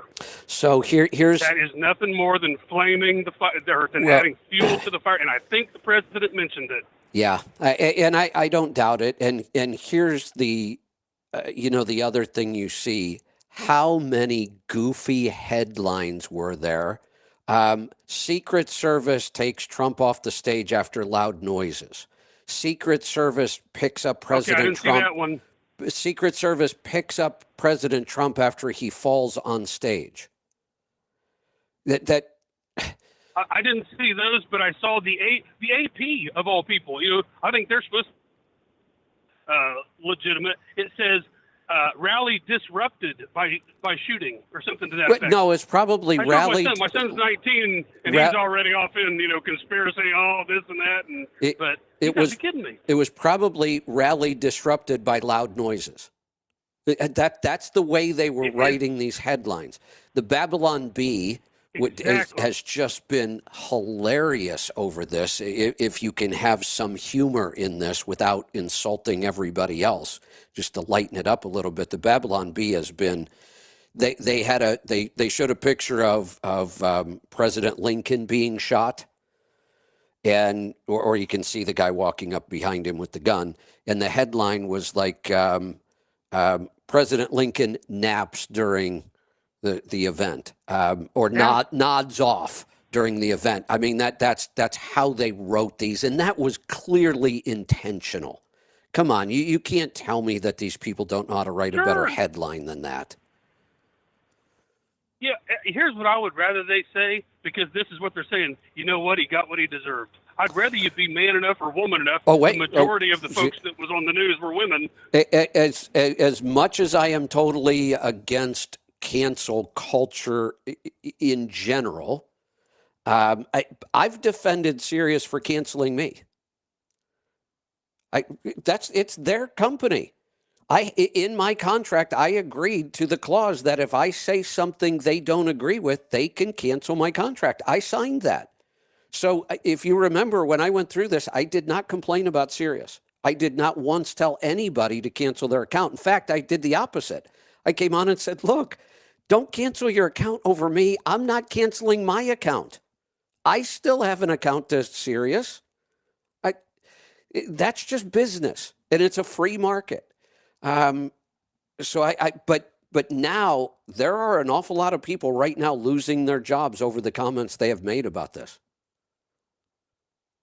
I've seen at least 3. So saying that they've said something extreme, or that was, I mean, because I personally am not aware of it, so I don't know which ones they are. But there's so many stories going on right now. I'm not gonna remember all the details, but there is a congressman who just recently proposed a bill to strip President Trump's Secret Service protection because he's a convicted felon.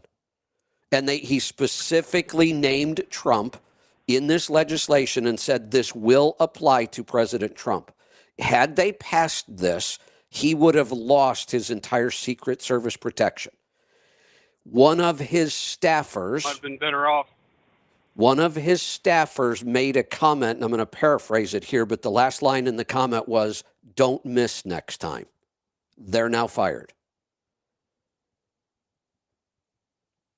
Well, my point was, don't tell me, don't word it in a way that you think I don't understand Exactly. what you're saying. When you word it, there was a disruption, you're saying he got what he deserved. I'd rather the headline say you got what you desered. Yeah. And don't fire anybody. And if you can stand on that, and there's enough folks out there that'll back you up, well, more power to them. But it insults my intelligence. Yeah. I used to have a kid he wasn't all there, and he'd tell me these outlandish lies. And like I've said before, it wasn't that he was lying to me. It's that he thinks I'm that stupid that I'll believe it. Well, and it hurts my feelings that I see these headlines. I know. You think I'm that stupid, huh? Here's my hope. And I said I'm cautiously hopeful about this because I hate being so negative all the time. I'm trying to be optimistic. I don't think many politicians are going to change. I absolutely know the media is not going to change. I'm hoping the general population does. Well, you only need about 5 or 10% of whatever that dividing factor is. Mitt Romney got in all kinds of trouble. Here's what 47% of the people aren't going to vote for me. It was true. Here's what I'm hoping, though. I'm hoping, one, we get a record turnout, and I hope that nothing is even close. I hope that it is a true sign that we could come back together in this country and actually start making some changes. And I know there's a bunch of people out there that think I'm way overly optimistic on this, and I probably am. There's nothing wrong with being optimistic. Let me ask you this, just from I got this quote from The Rock, the movie however long ago. The tree of liberty must be refreshed from time to time with the blood of patriots and tyrants. Do you hear these people say, there's no place for political violence? We were founded on political violence. We've been doing nothing but absolutely. When they hear them say that, it's like, have you ever read a history book? Well, we had a... I'm not condoning it or saying we should, but I'm not either. That, but we have to be realistic. We had a Revolutionary War and we had a Civil War. Those were two pretty big events. Yes. All right, Zach. I am going to cut you loose because the calls are piling up on me. Let's go to Oklahoma. Paul, welcome. Howdy. What's on your mind today? Donald Trump, he actually did say in an interview with Hannity that he was going to be a dictator on day one, but I wish he hadn't said it, but he was joking, but he did say he was going to. This is what I've said all along about Trump, is that he creates most of his own problems, unfortunately. He makes those comments that are kind of off the cuff, and I think any reasonable person knows he's not serious, and even the people who push back know he isn't serious, but he gives them the ammunition, and the less educated people just believe that he said that and meant it. And if he wouldn't say those things, they wouldn't be able to do that. When he taunted the media over and over and over in the beginning, he would be in a rally and he would point to him in the back and go, look, oh, the lying, mainstream fake media is here again. And he did it over and over and over. The media has way too much power to try to take on like that. He hurt himself. Yeah. And I'm hoping this time, and I think I see a lot of evidence, he's not doing that anymore. I don't see much of that anymore. He did make a comment about if Biden gets elected, there will be a bloodbath. But he was talking about business. He was talking about the tariffs that he would impose on China that Biden won't. He did use the word bloodbath, but now they repeat it as though he means if Biden's elected, people are going to die. That's not what he meant by that statement. And it was clear if you put it back in context. So, but you can edit anything to make it sound bad. Especially today. Now, here's something I already saw. There's one group that think that this whole thing was faked and staged by Trump himself. And they even took that picture, and I've seen it, and it looks real. They took that picture where he's surrounded and the Secret Service agents are holding him up and he's got his fist up in the air, the still shot. Yep. They edited that picture, and it's a perfect edit. You can't tell. Everybody in the picture is either smiling or laughing. And they said, look, it's a fake. If it wasn't fake, they wouldn't all be smiling and laughing. People are going to believe that. Yeah, AI. So. Yeah. Right, I'm going to lose my signal, so I'll let you go. Thanks. See ya. Let's go to Iowa. Steve, welcome to the program. Hey, Kevin. Last time I talked to you, we did a coin flip to buy a new truck. Do you remember that? I do. Isn't that an awesome strategy? So it is an awesome strategy, and I'm still working on it. Pay somebody who's supposed to be an expert, and the best answer they can give you is, well, flip a coin.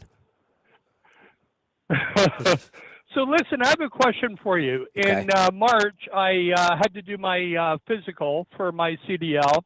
And for the first time in my life, my blood sugar was high, very highly elevated. What was the number? So I know that. What was the number? Well, 11.26. Well, wait a minute. That's your. Which is. Hold on. The metric number of.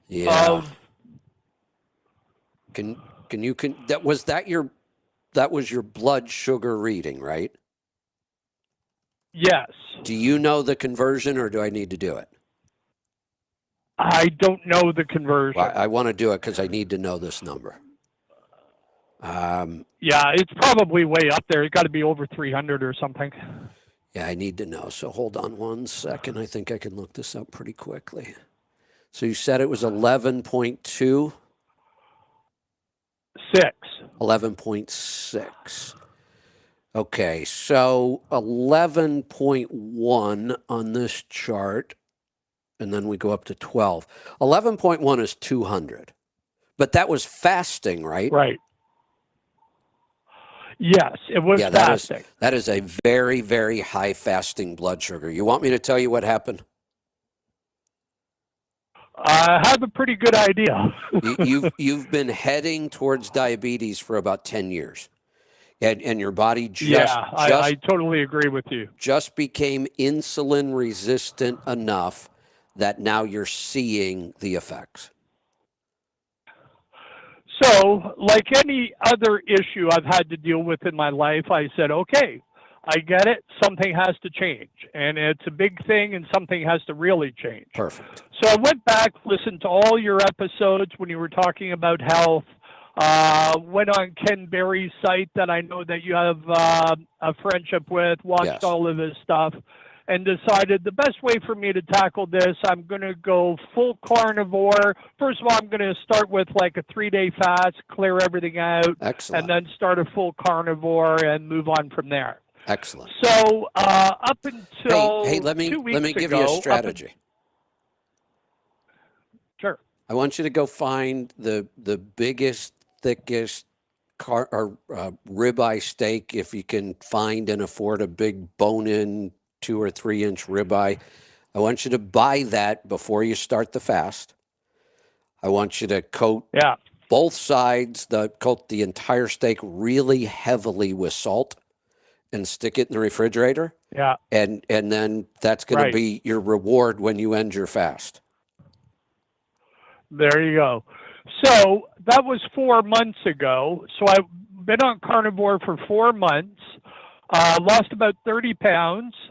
I was wearing a blood glucose monitor because I wanted to monitor the progress all the way through. Good. So I brought my blood sugar down from like 11.26 to 6.05. Excellent. And it fluctuates between 0.05 and 0.07, depending on the day. Okay. Which is amazing. Yeah, it is. You know? But in that, I mean, I cut out everything except for just whole food, like meat, maybe a little bit of vegetable, sure, but really concentrated on the carnivore aspect. So felt amazing, started dropping weight. I feel a lot better, got a way more stamina and way more energy. Excellent. But 2 weeks ago, all of a sudden I have a gallbladder attack. And I go to the doctor. They do ultrasound, they do blood work and all of that. And he comes back and he says, well, you've got gallstones. And I'm trying to probe him for information like how big are the stones? Do we know if they're calcified? Are you sure it isn't just sludge or, all of these other things? But they seem really, really eager to rip that thing out of me. Of course they do. That's how they make money. So that's why I'm on the phone with you. Is there any alternative? Yes. Yeah. As long as they didn't claim that this is such an emergency, they have to rush you right into surgery. And they didn't do that. No, not at all. Correct. I had one attack. It lasted about 3 or 4 days. It has now gone away, and I feel perfectly normal. So also, during that time, they had said the enzyme level of my liver had gone up, so they had done a secondary blood test, and I haven't heard back from them. So I think it's returned to normal. Well, I know it can be pretty common if you have a gallbladder attack that your liver enzymes may escalate. Yeah, but hold on, because there's something else that causes them to escalate. So the same the same thing that caused you to now have diabetes. I'm just going to say you have diabetes. I don't care what your doctor says. Okay, sure. You are diabetic. The same thing that caused the gallstones. It's all the same. Okay. And it also causes the liver numbers to go up. It will eventually cause the kidney numbers to go up. You probably have some calcification in your arteries. If we did a calcification score in your arteries, it's what we refer to now as metabolic syndrome. You're not just diabetic. Okay. Nobody is just diabetic. The same things that cause your blood sugar to go up, the high blood sugar and the high insulin also do all the other damage. They calcify the arteries. They hurt our liver function. That's why your liver numbers go up. It's not functioning the way it's supposed to. It's all the same cause. It's too many carbohydrates and not enough fat in the diet. That's what this low fat, calories in, calories, this is what led us to this. The human body can't handle this many carbohydrates. But when they told us fat was killing us and they took fat out of everything, when you take fat out of a food, it tastes awful. It's like cardboard. There's something you can replace the fat with that makes it palatable again. It's sugar, but it's killing us. Right. So this is really simple. You cut out the sugars, you add the fat, and we get healthy again.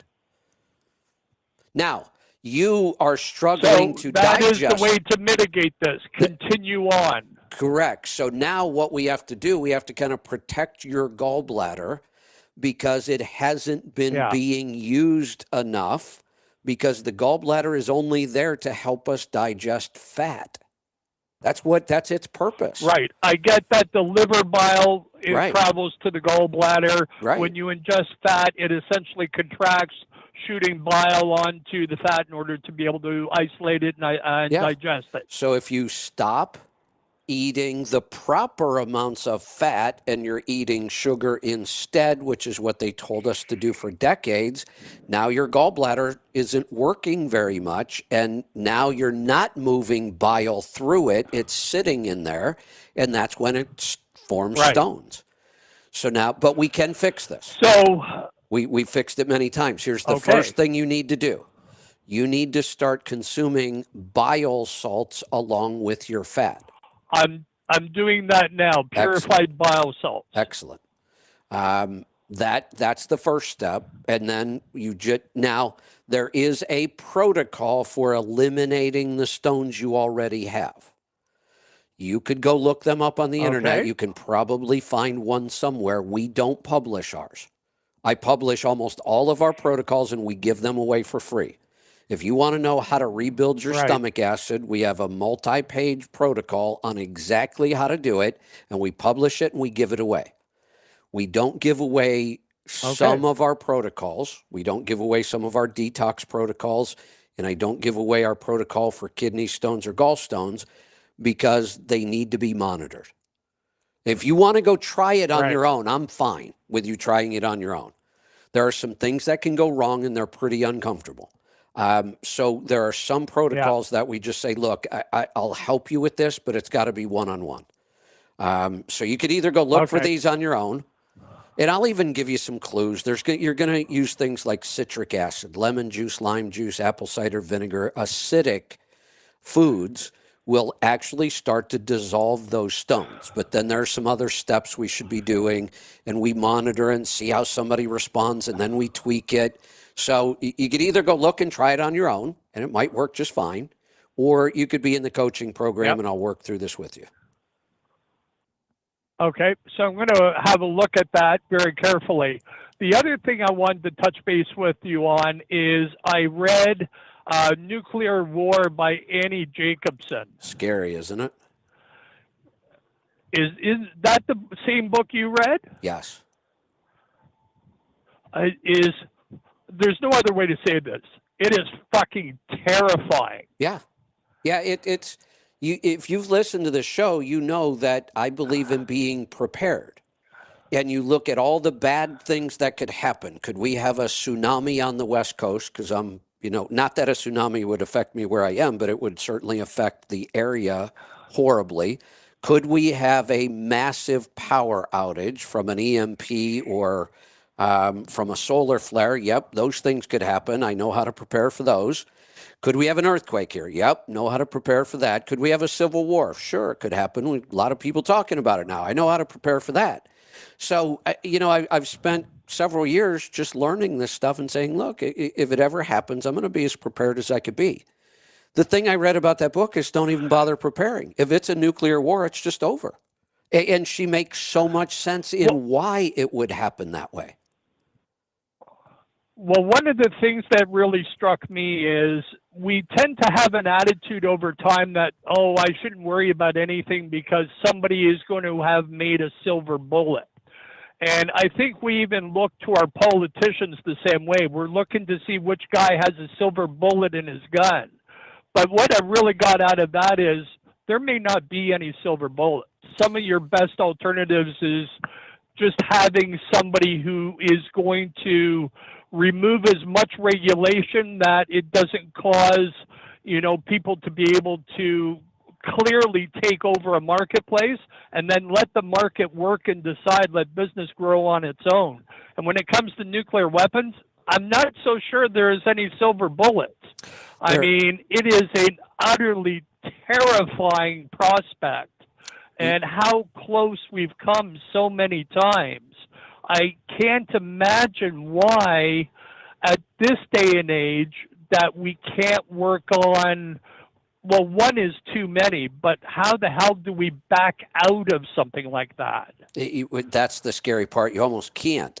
We had this huge buildup of nuclear weapons, mostly the United States and Russia, and we all heard the statistic. There are enough nuclear weapons to destroy the Earth several times over. I mean, how many do we need? And the point was, if both of us had so many that it would ensure the destruction of the entire planet, then nobody's going to launch one. And that's what we had to hope for.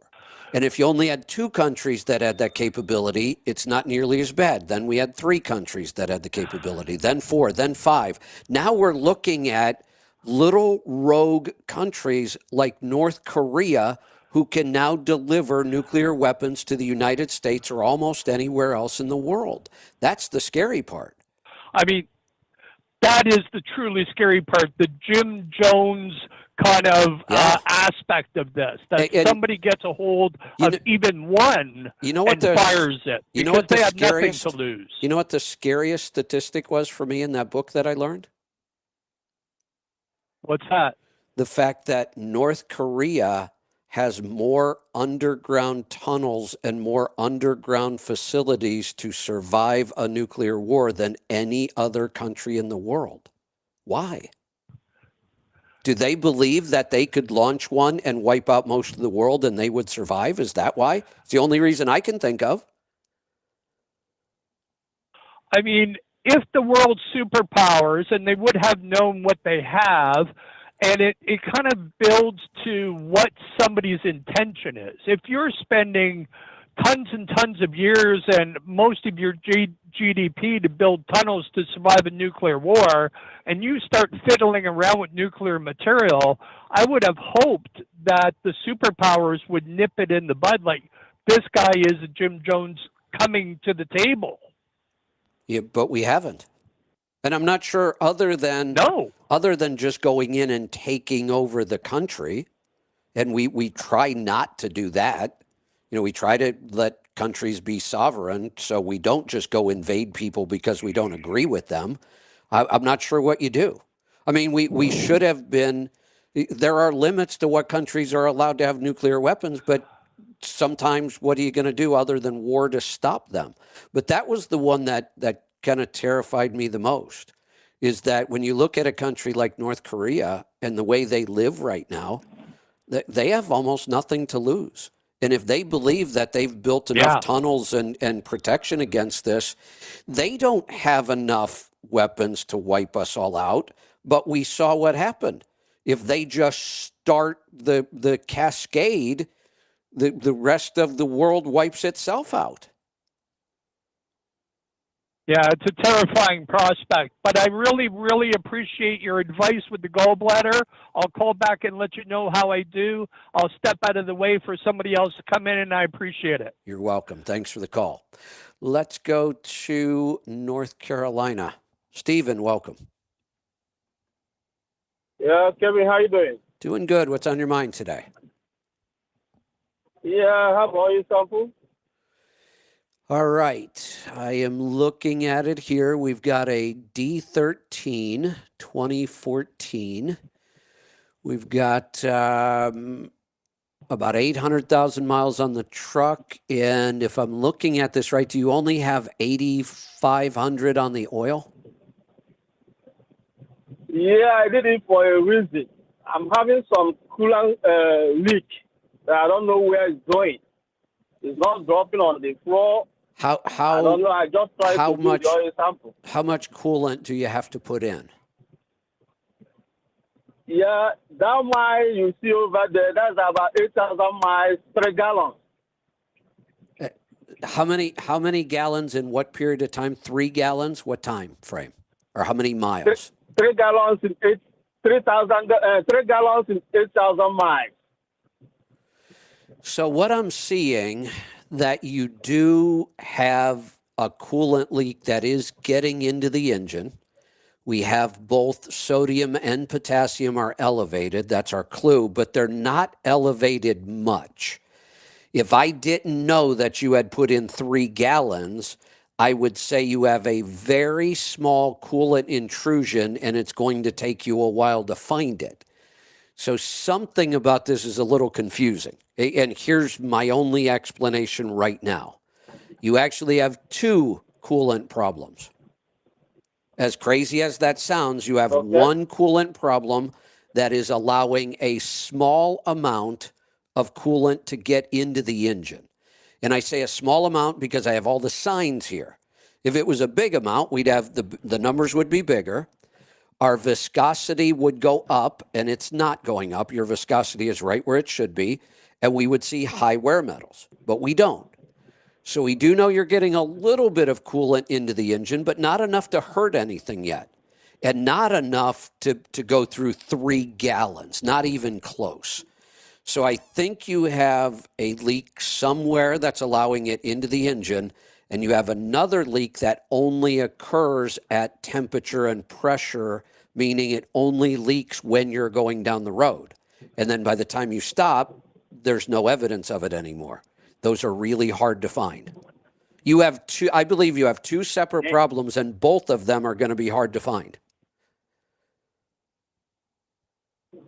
So that's why I called, because it scares the hell out of me. I see the potassium is going up. Now, I will say this.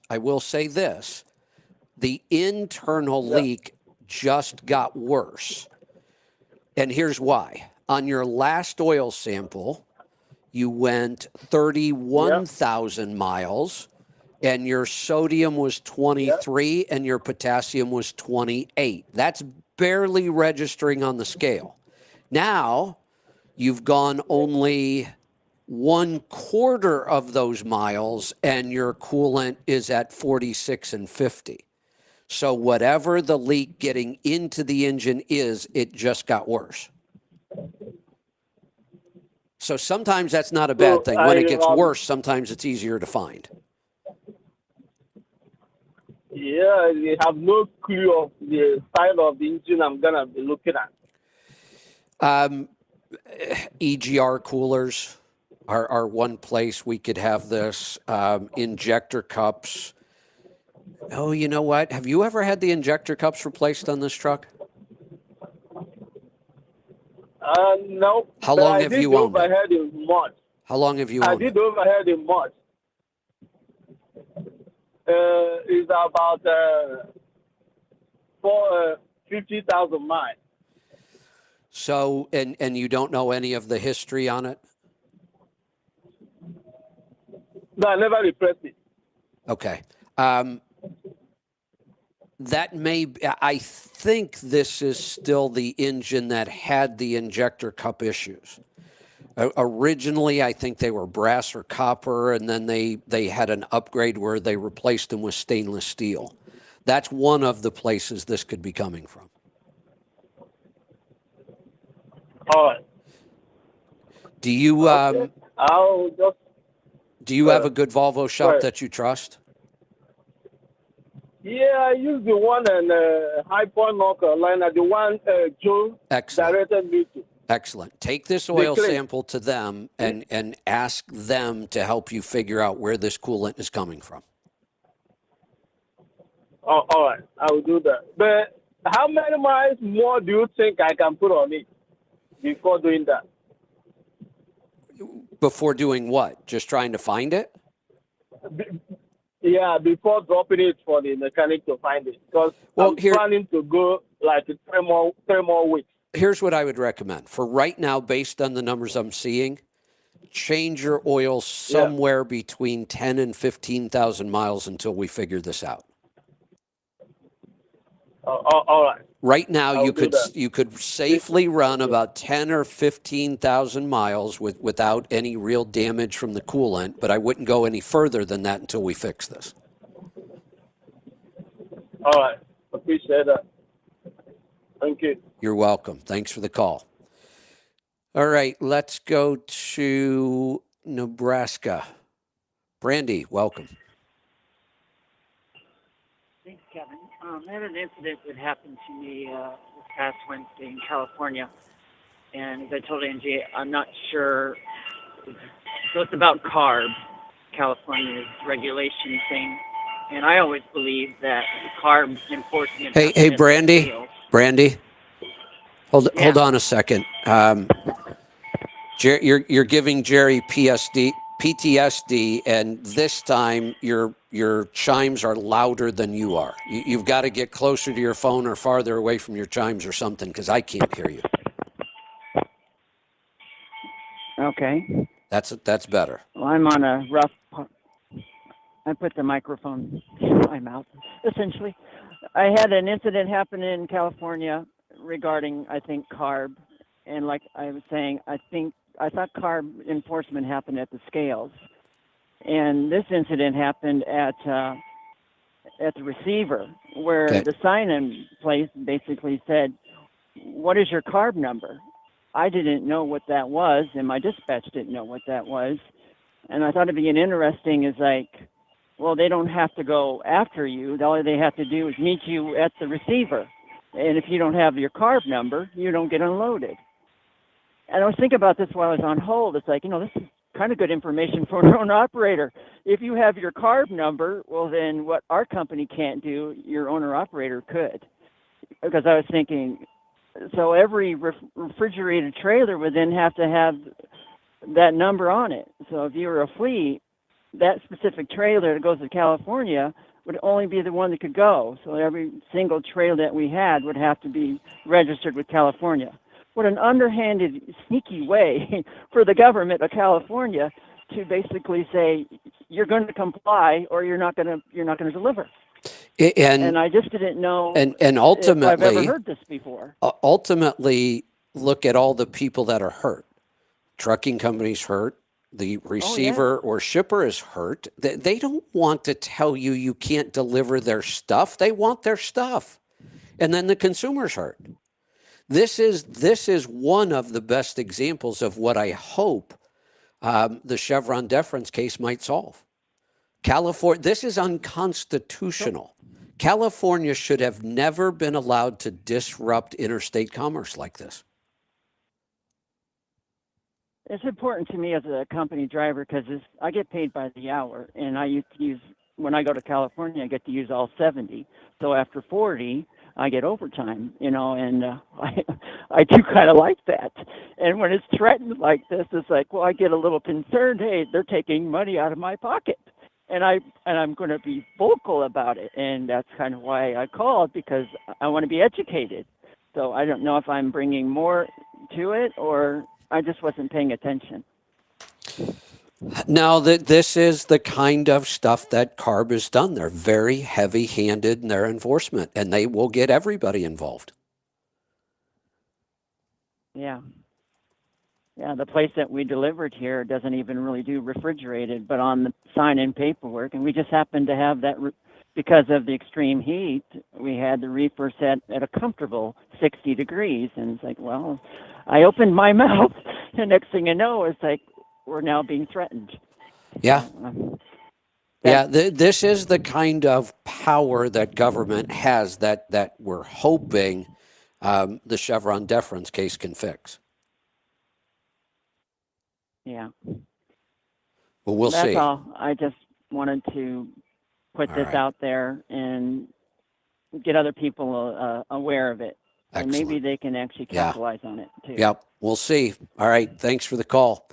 Let's go to California. Zane, welcome. Hey, Kevin. How's it going?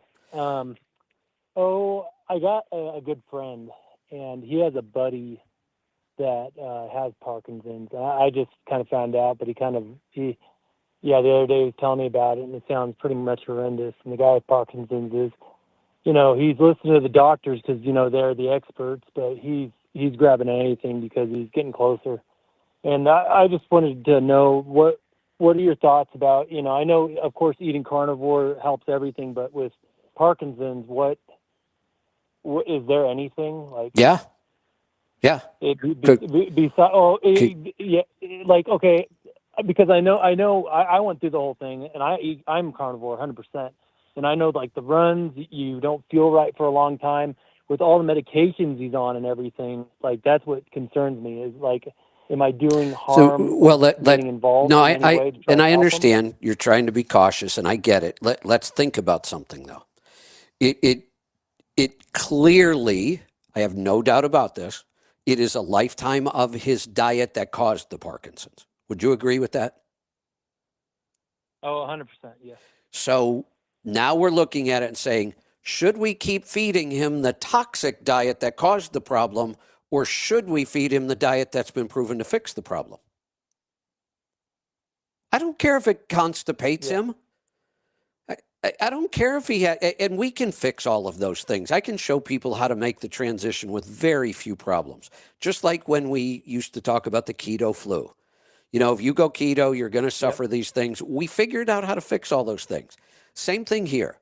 So absolutely, we move him immediately to the diet that's going to start healing him.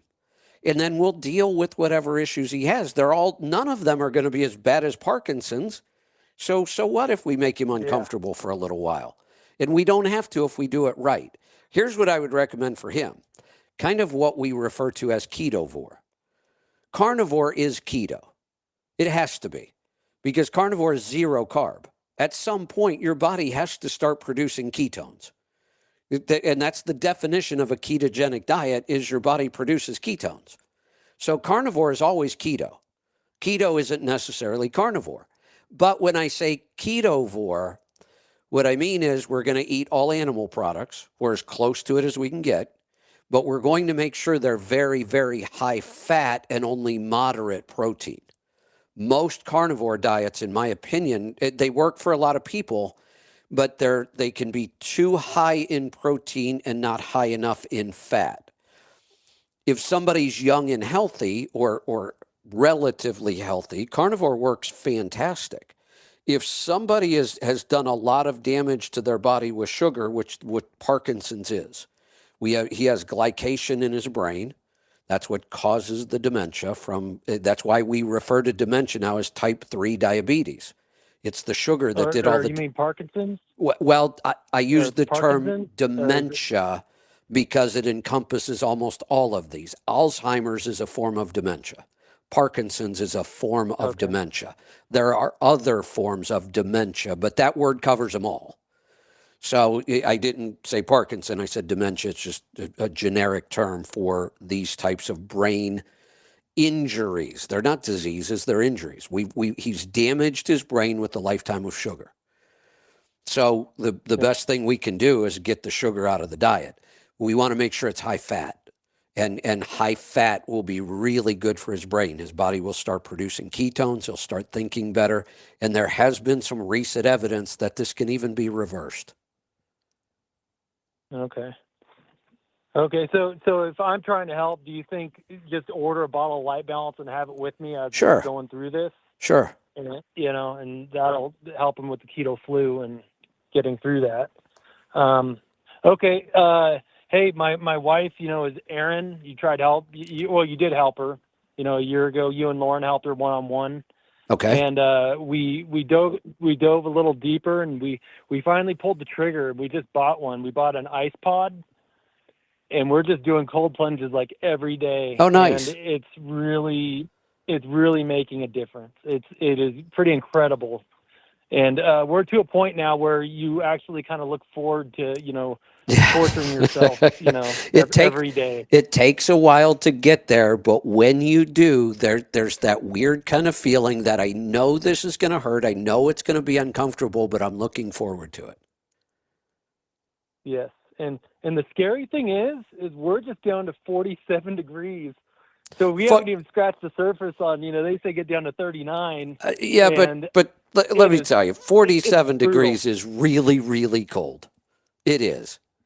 It's uncomfortable. Right now, I've been spending a lot of time out at the homestead, and I've been working outside. And we've been in the mid to high 80s, which is a little unusual for us. Last week, we were in the 90s. That's really unusual for us. So I've been outside working, sweating like crazy, which is great detox. And I'll do 8, 10, some days 12 hours out there, even in that kind of heat. And at the end of the day, there's this place has an outdoor bathtub. And it's nothing but a big, aluminum feed or water trough for like livestock. It's big enough to get in, and you can fill the water all the way up to your neck. And there's hot and cold running water, and it's out on the deck. So every day when I get done, I've just been taking a cold bath. And it's just the temperature of the water coming out of the well, and we've got a pretty deep well. So it's cold. I don't know what it is. My guess is it's probably maybe in the 50s. And that's really cold, especially when you're really hot and you get in it. But so, yeah, don't downplay. 47 is cold. Yeah. Okay.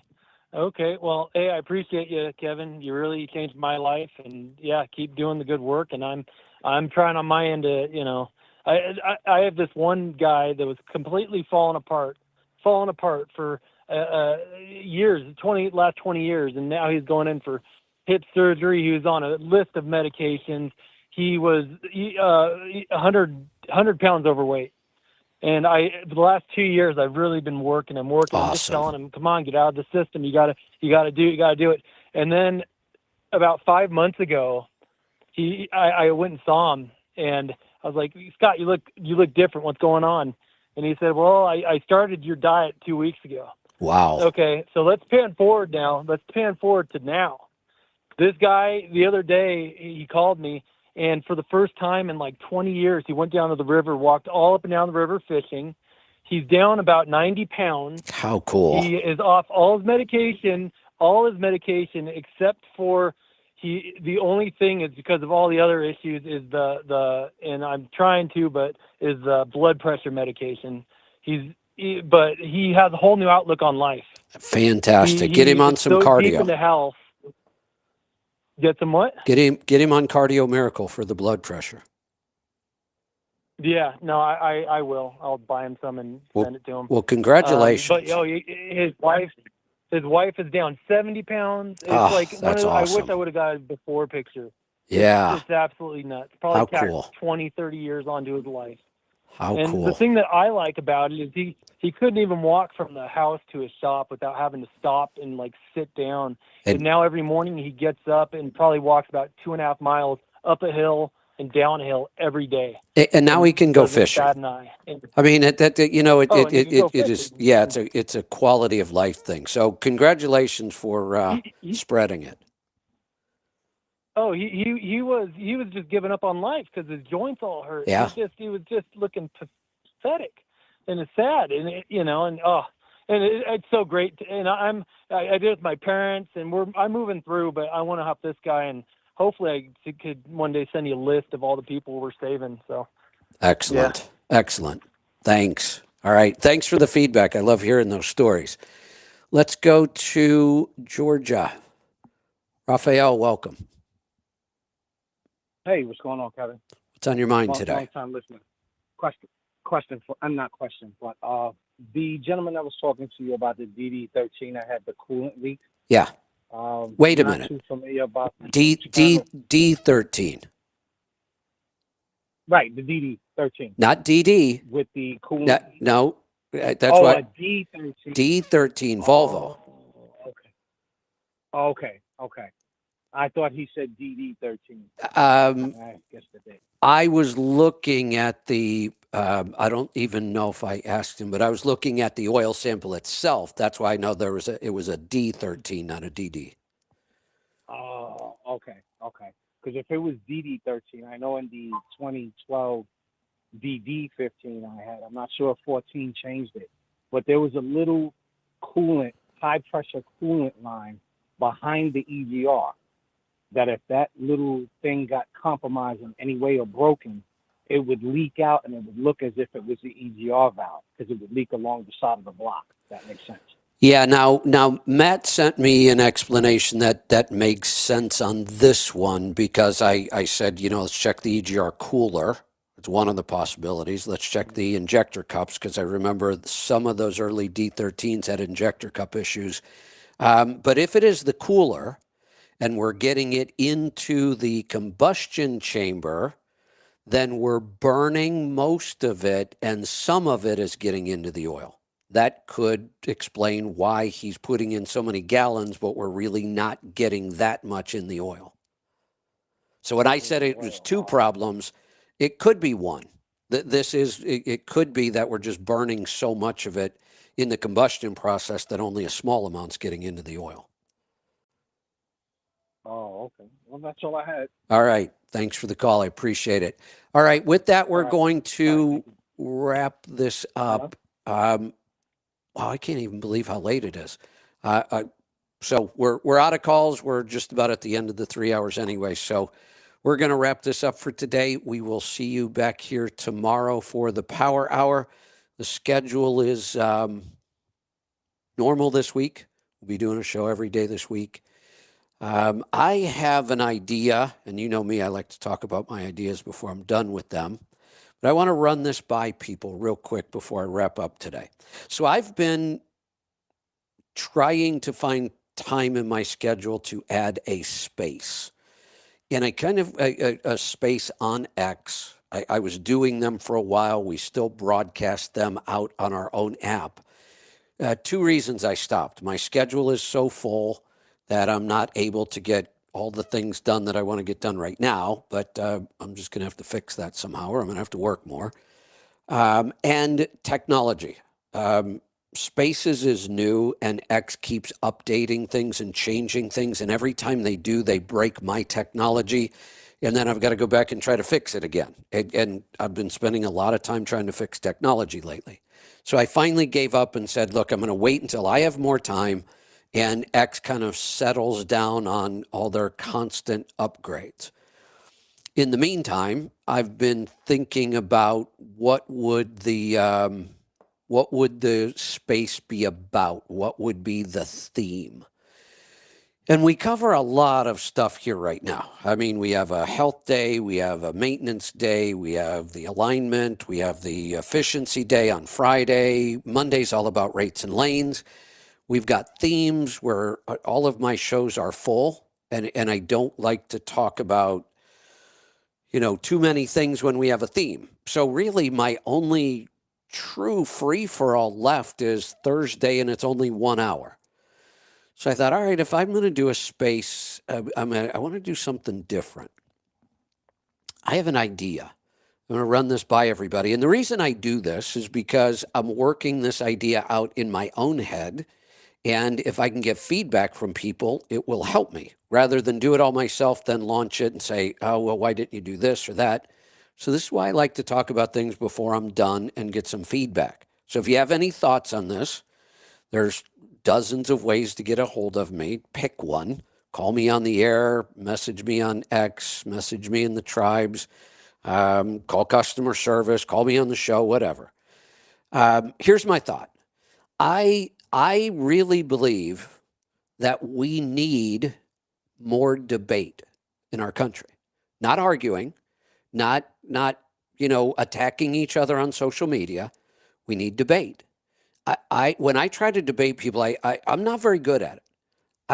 I will admit that if it's just a free-for-all, I kind of end up losing it, and I talk over people, and I have so many points, and I want to get them across.